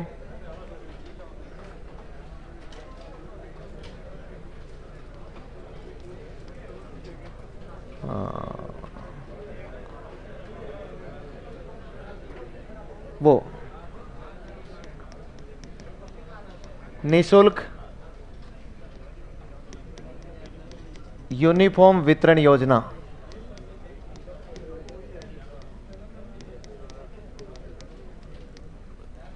कब चली है? एक साथ चली है दोनों योजनाएं, निःशुल्क वितरण और मुख्यमंत्री बाल गोपाल योजना दोनों एक साथ चली है। 29 नवंबर 2022। कौन सी सरकार की है? राज्य सरकार की योजना।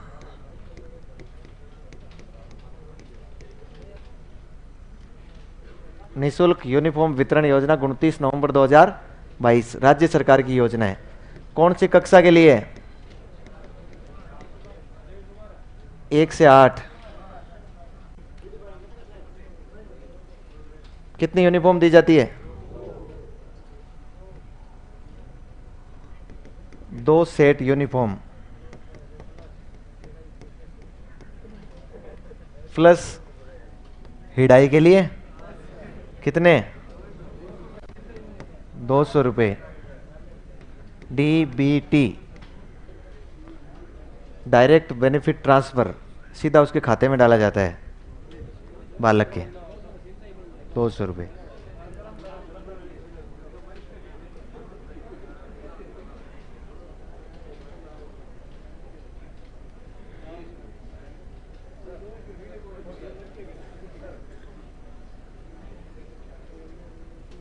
ये शिक्षक की जिम्मेदारी होती है अब 200 रुपये में उसकी 2 यूनिफॉर्म सिलवाना।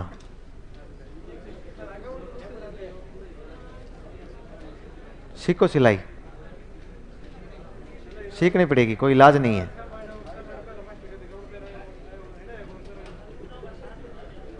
हैं?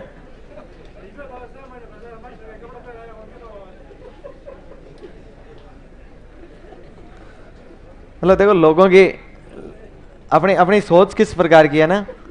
अब ये इनका कहना गलत नहीं है। तो 6 महीने बाद पैसे आते हैं, सेशन शुरू हो गया उसके 6 महीने बाद पैसे आते हैं, और पहले ही दिन 1 जुलाई से शिक्षक कहते हैं कि भाई तुम यूनिफॉर्म पहन के क्यों नहीं आया, तो पैसे तो कब आए? 6 महीने बाद आए और कहते हैं कि तू कपड़े पहन के क्यों नहीं आया।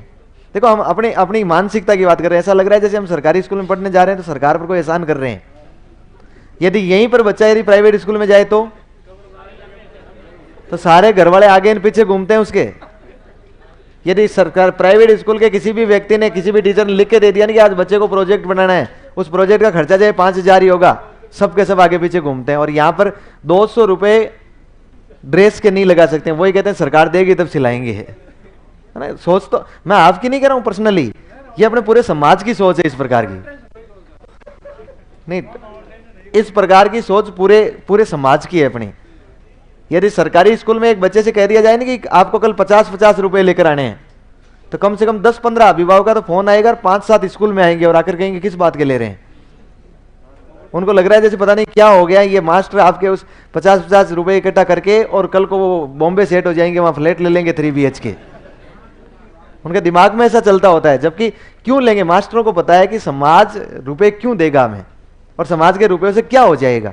वो तो कोई ना कोई बालकों का भला ही सोचा होगा, कोई ना कोई उनकी गतिविधि होगी, कोई ना कोई क्रियाविधि होगी, या उनके ऊपर पैसा लगा। इसलिए हमारी सोच इस प्रकार की है, हम सुधर नहीं सकते हैं।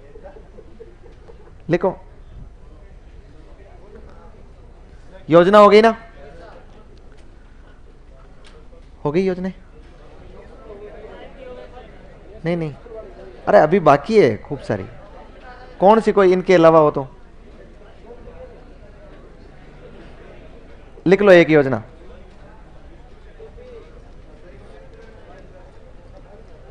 ICT @स्कूल योजना, ICT @स्कूल योजना।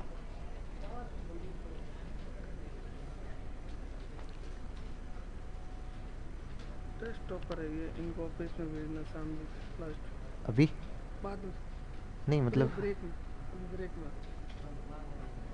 एंड करके भेजना।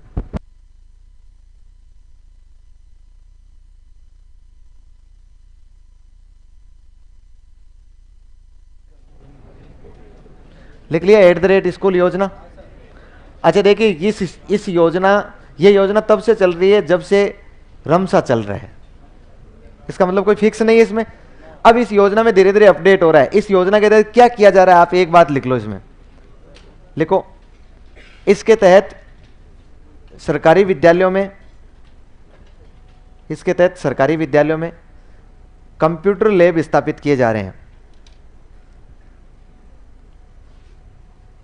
सरकारी विद्यालयों में कंप्यूटर लैब स्थापित किए जा रहे हैं।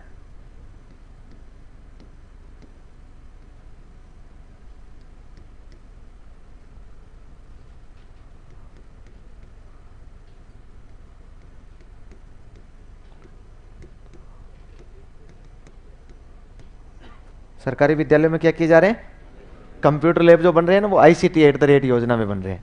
एक लिख लो क्लिक योजना, ध्यान रहे आपको। क्या, बस इतना ही लिखना है, एक लाइन ही लिखनी थी उसमें।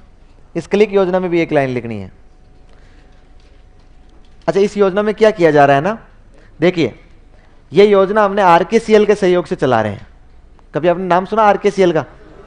Rajasthan knowledge corporation limited, RKCL। अच्छा, उसने एक डिप्लोमा देते हैं ना आपको, RSCIT डिप्लोमा देते हैं ना। RSCIT अपने को डिप्लोमा देते हैं, तो फिर हम डिप्लोमा पास करते हैं। वो 3 महीने का कोर्स होता है ना।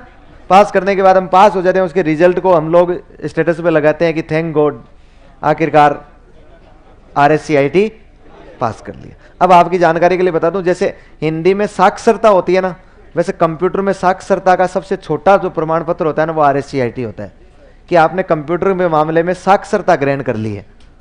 वो साक्षरता ग्रहण करवाने के लिए RKCL के सहयोग से राजस्थान सरकार एक योजना चला रही है, जिस योजना का नाम है क्लिक योजना। और ये 6 से 10 वाले बच्चों के लिए चलाया जा रहा है। क्लास 6 से लेकर 10 वाले बच्चों के लिए RSCIT करवाया जाता है, मतलब कंप्यूटर की साक्षरता। इसके computer literacy initiative for comprehensive knowledge, click का पूरा नाम बनता है। लिखो इसमें एक लाइन,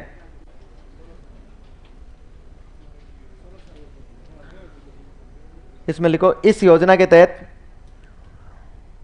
कक्षा 6 से 10 के बालकों को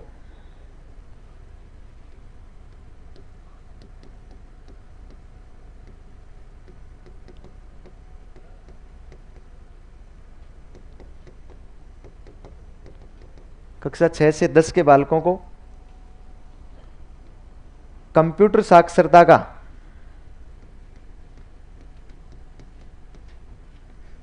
साक्षरता का कोष्टक में लिख लो RSCIT।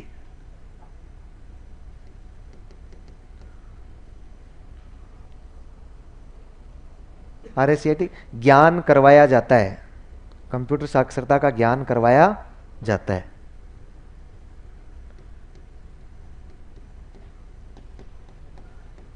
क्लिक का पूरा नाम लिख लो।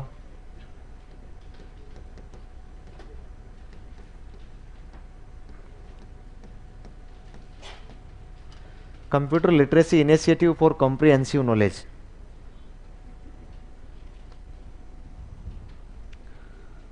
मैं जिनके नाम बोल रहा हूं वो जाते वक्त श्याम जी से ऑफिस में मिलके जाएं, जो कक्षा टॉपर है, और हाथ भी खड़े करें। लिचमा खोजा, सोनिया खोजा, दोनों बहने हैं क्या? हैं? धनराज,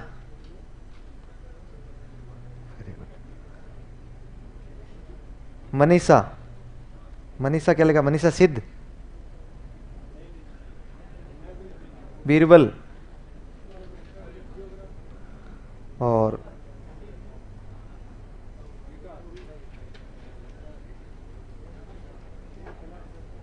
ये क्या है? सिरमाराम सारण है क्या? ऐसा कुछ नाम है क्या? कौन है? क्या नाम है? सिरमाराम है ना, सिरमाराम। ये लोग श्याम जी सर से मिलके जाए नीचे ना।